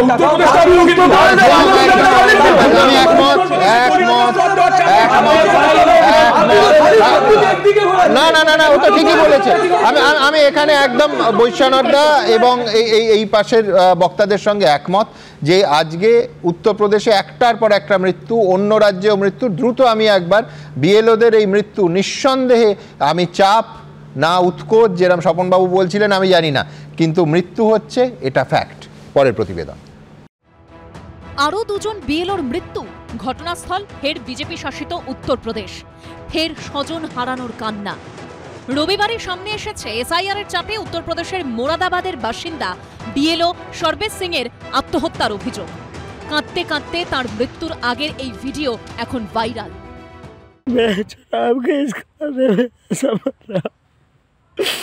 काश मैं इसमें निपुण हो पाता। मैं बहुत दुखी हूँ, इस दिन से चैन से नहीं सो पाया हूँ। मेरी छोटी छोटी 4 लड़कियाँ हैं, मैं इस वर्क को सही तरीके से नहीं समझ पाया। এই আবহে মঙ্গলবার মৃত্যু হলো উত্তরপ্রদেশের বাসিন্দা বিএলও কমলকান্ত শর্মার। পরিবারের সদস্যরা জানিয়েছেন এদিন সকালে এসআইআর এর কাজ করতে বাড়ি থেকে বেরোচ্ছিলেন তিনি, হঠাৎই পড়ে যান। হাসপাতালে নিয়ে গেলে চিকিৎসকরা মৃত ঘোষণা করেন। পরিবারের অভিযোগ এসআইআর এর কাজের চাপে অসুস্থ হয়েই মৃত্যু হয়েছে তার। এদিনই উত্তরপ্রদেশের বরেলিতে অজয় আগরওয়াল নামে আরও এক বিএলওর মৃত্যু হয়েছে মস্তিষ্কের রক্তক্ষরণের জেরে। এই নিয়ে 2রা ডিসেম্বর পর্যন্ত গোটা দেশে 30 জন বিএলওর মৃত্যু হলো। এর মধ্যে সবার ওপরে বিজেপি শাসিত মধ্যপ্রদেশ, 8 জন। বিএলও মৃত্যুর দিক দিয়ে দ্বিতীয় স্থানে বিজেপি শাসিত রাজ্য উত্তরপ্রদেশ, মৃতের সংখ্যা 7। এরপর রয়েছে বিজেপি শাসিত আরেক রাজ্য গুজরাট, সেখানে 6 জনের মৃত্যু হয়েছে। পশ্চিমবঙ্গেও এখনো পর্যন্ত 4 জনের মৃত্যু হয়েছে। বিজেপি শাসিত রাজস্থানে 3 জন, বাম শাসিত কেরল এবং ডিএমকে শাসিত তামিলনাড়ুতে 1 জন করে বিএলওর মৃত্যু হয়েছে। এরই মধ্যে পশ্চিমবঙ্গে এসআইআর সংক্রান্ত মৃত্যু নিয়ে আর্থিক সাহায্যের ঘোষণা করেছেন মমতা বন্দ্যোপাধ্যায়। এসআইআর এ যারা মারা গেছে আইদার সুইসাইড অর ট্রমায় অর এখনো স্ট্রোকে ভর্তি আছে, 39 জন মারা গেছে এখনো পর্যন্ত যতটুকু আমার নলেজে আছে। 13 জন হসপিটালে সিরিয়াস আছে ইনক্লুডিং বিএলও, আর 3 জন হচ্ছে যারা সুইসাইড কমিট করতে গেছিল সিরিয়াস আছে। এদের সবাইকে যারা মারা গেছে 2 লক্ষ টাকা করে, আর যারা আহত আছে 1 লক্ষ টাকা করে তাদের দিয়ে দেবে, যাতে তাদের পরিবারগুলো অন্তত ভাবে যে সরকার দুর্দিনে তাদের পাশে আছে। কাদের চাপে মারা গেল? সবচেয়ে বেশি যদি কেউ চাপ দিয়ে থাকে বিডিওরা চাপ দিয়েছে, তৃণমূলের নেতারা চাপ দিয়েছে, নিরপেক্ষ সংস্থাকে দিয়ে সিটিং বিচারপতিকে দিয়ে তদন্ত করে, আমি নিরপেক্ষ তদন্ত দাবি করছি। চাপ যদি কেউ দিয়ে থাকে তৃণমূলের নেতারা দিয়েছে, চাপ যদি কেউ দিয়ে থাকে দলদাস 1 শ্রেণীর ভিডিও যারা ইআরও আছেন তারা দিয়েছেন, ভারতীয় জনতা পার্টির সঙ্গে কোনো সম্পর্ক। ইতিমধ্যেই বিএলওদের ওপর কাজের চাপের অভিযোগে ধর্ণা আন্দোলনে নেমেছে তৃণমূল প্রভাবিত বিএলও অধিকার রক্ষা কমিটি। মঙ্গলবার তাদের ধর্ণা 9ম দিনে পড়ল। বৃহস্পতিবার সিইও অফিস অভিযানের ডাক দিয়েছে তারা। রুমা পাল, রাজীব চৌধুরী ও কৃষ্ণেন্দু অধিকারীর রিপোর্ট, এবিপি আনন্দ। দেখুন, আগামী বছর মে মাসে 15 বছর পূর্ণ করবে তৃণমূল কংগ্রেস সরকার, আর তার আগে 14 বছরের কাজের খতিয়ান, উন্নয়নের পাঁচালী আজকে প্রকাশ করলেন মুখ্যমন্ত্রী মমতা বন্দ্যোপাধ্যায়। দেখুন, অনেক যন্ত্রণা, অনেক লাঞ্ছনা, অনেক বঞ্চনা থাকা সত্ত্বেও, তা সত্ত্বেও কেন্দ্রীয় সরকারকে বলবো অনেক ধন্যবাদ। আপনারা আমাদের টাকা আটকে রেখেছেন তার জন্য। আপনি কার দিকে আঙুল তুলে বলছেন? প্রধানমন্ত্রীর দিকে। দুহাত ভরে প্রধানমন্ত্রী পশ্চিমবঙ্গকে দিয়েছেন। নজরে 2026-এর বিধানসভা নির্বাচন, সেদিকে তাকিয়েই মঙ্গলবার নবান্নে তৃণমূল সরকারের 14.5 বছরের রিপোর্ট কার্ড তুলে ধরলেন মমতা বন্দ্যোপাধ্যায়। দফতর ভিত্তিক কাজের খতিয়ানের নাম দেওয়া হয়েছে উন্নয়নের পাঁচালী। আর এই নিয়ে বলতে গিয়ে ফের কেন্দ্রীয় বঞ্চনার অভিযোগে সরব হলেন মুখ্যমন্ত্রী। কবে আর দেবেন? ইলেকশন তো এসে যাচ্ছে, এরপরে কি ফেব্রুয়ারিতে ছাড়বেন, ছেড়ে বলবেন টাকাটা মার্চে খরচ হলো না, ফিরে গেল? তখন তো আর খরচা করার টাইমও থাকবে না। প্রসেস আছে তো, বছরের টাকা বছরে খরচা করতে হয় ফাইন্যান্সিয়াল ইয়ারে। চালাকিটা আমরাও বুঝি।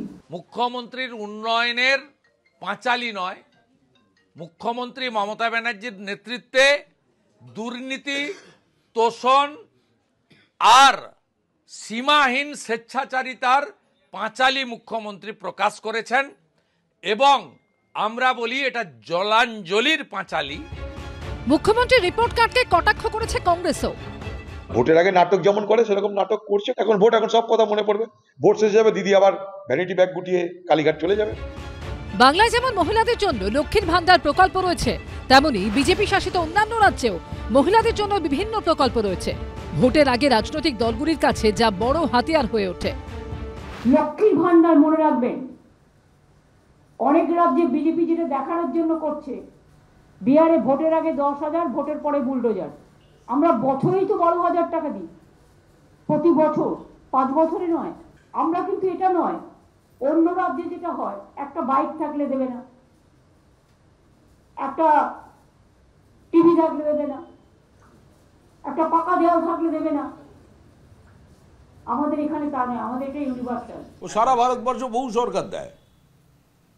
এটা শুরু করেছিলেন মধ্যপ্রদেশে শিবরাজ সিং চৌহান, লাডলি লক্ষ্মী যোজনা, তার অনুকরণ করছেন। বিজেপি ক্ষমতায় এলে যে টাকা মুখ্যমন্ত্রী আজকে দিচ্ছেন লক্ষ্মীশ্রীর মধ্যে দিয়ে, আমরা অন্নপূর্ণা যোজনায় এর দ্বিগুণ টাকা, 1 টাকা বেশি হলেও তার থেকে পশ্চিমবঙ্গের মহিলারা পাবেন। রিপোর্ট কার্ড, পাল্টা কটাক্ষ, সবকিছুই ভোটের দিকে তাকিয়ে।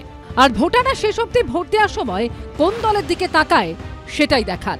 সুমন খরাই, রাজীব চৌধুরী ও ঐশী মুখোপাধ্যায়ের রিপোর্ট, এবিপি আনন্দ।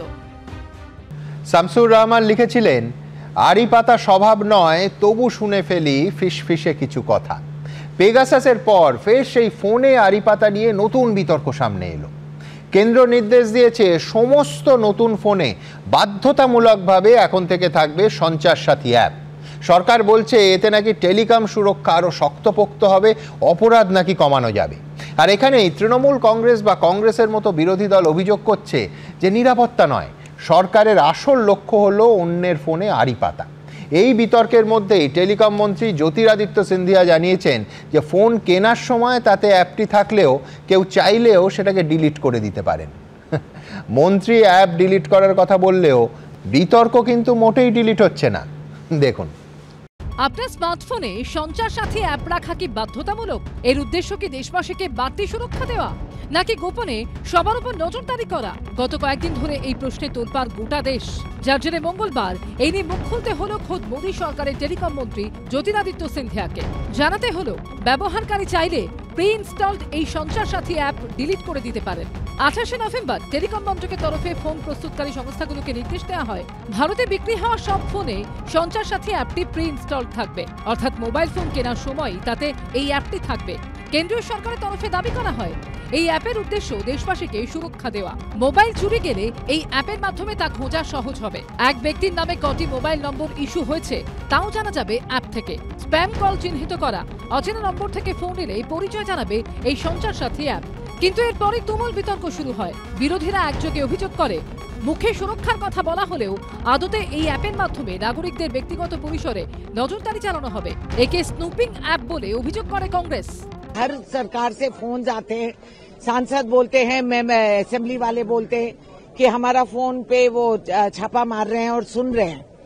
तो अगर ये कदम जब उठाया, आप देखते रहिए पिछले 11 साल में भारतवासी का अधिकार छीना जा रहा है। अगर लोग इतने मासूम बन के बैठेंगे तो उनकी जान की भी खतरा हो सकती है। असल वायलेशन ऑफ नेशनल सिक्योरिटी यही। This is absolutely illegal. This is will be completely in breach of the privacy.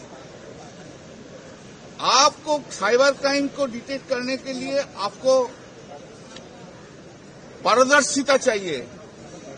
आप मेरा फोन में घुस के साइबर क्राइम डिटेक्ट नहीं करने सकेगा। मेरा इंफॉर्मेशन, डिटेल्स इंफॉर्मेशन देने का कोई अधिकार सरकार का नहीं है। This is totally illegal, this is totally unconstitutional. সত্যি কি অ্যাপের মাধ্যমে গোপনে নজরদারি সম্ভব? কি বলছেন বিশেষজ্ঞরা? যেহেতু আমার ফোনের মধ্যে ওটা প্রি ইনস্টলড আছে এবং আমার ফোনটা কেনার আগেই ওই অ্যাপটাকে সমস্ত পারমিশন অ্যান্ড্রয়েড অপারেটিং সিস্টেম লেভেলেই দেওয়া আছে, ফলে আমার কাছে ওই অ্যাপটা আনইনস্টল করা বা পারমিশন কন্ট্রোল করার কোনো অপশনই থাকবে না। এই যে প্রাইভেসি, সেটা একটা কোশ্চেন তো বটেই। আমরা ধরো অনেক কিছু ডেটাকে সুরক্ষার জন্য আমরা ভিপিএন ইউজ করি, বা আমাদের অনেক সময় লোকেশন হাইড করার জন্য ক্রিমিনালদের থেকে নিজেদের কখনো কখনো আইপি আমরা চেঞ্জ করে রাখি ভিপিএন এর জন্য, বা ভিপিএন দিয়ে বা প্রক্সি দিয়ে। সেগুলো কিন্তু গভর্নমেন্ট সব জানতে পারবে আমি কোন ভিপিএন ইউজ করছি, বা এমনও হতে পারে যে এই অ্যাপটা লোড করার পরে ভিপিএন বা প্রক্সি আমি হয়তো লোডই করতে পারবো না। প্রবল বিতর্কের মুখে অবশেষে টেলিকম মন্ত্রী জ্যোতিরাদিত্য সিন্ধিয়া জানিয়েছেন ব্যবহারকারীরা চাইলে এই অ্যাপ ডিলিট করে দিতে পারেন। अगर आप चाहते हो तो इसको आप एक्टिवेट करो, अगर आप नहीं चाहते तो इसे एक्टिवेट मत करो। अगर आप इसको अपने फोन पे रखना चाहते हो तो रखो, अगर आप इसको डिलीट करना चाहते हो तो डिलीट करो। कोई मैंडेटरी नहीं है, पर हर व्यक्ति को देश में नहीं मालूम कि मुझे फ्रॉड से प्रोटेक्ट करने के लिए, मुझे चोरी से प्रोटेक्ट करने के लिए ये ऐप है।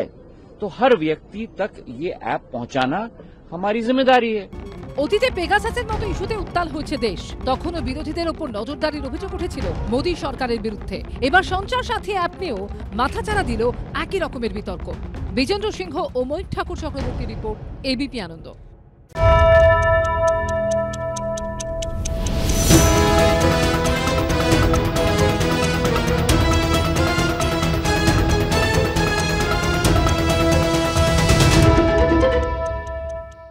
এবিপি আনন্দ, এগিয়ে থাকে, এগিয়ে রাখে।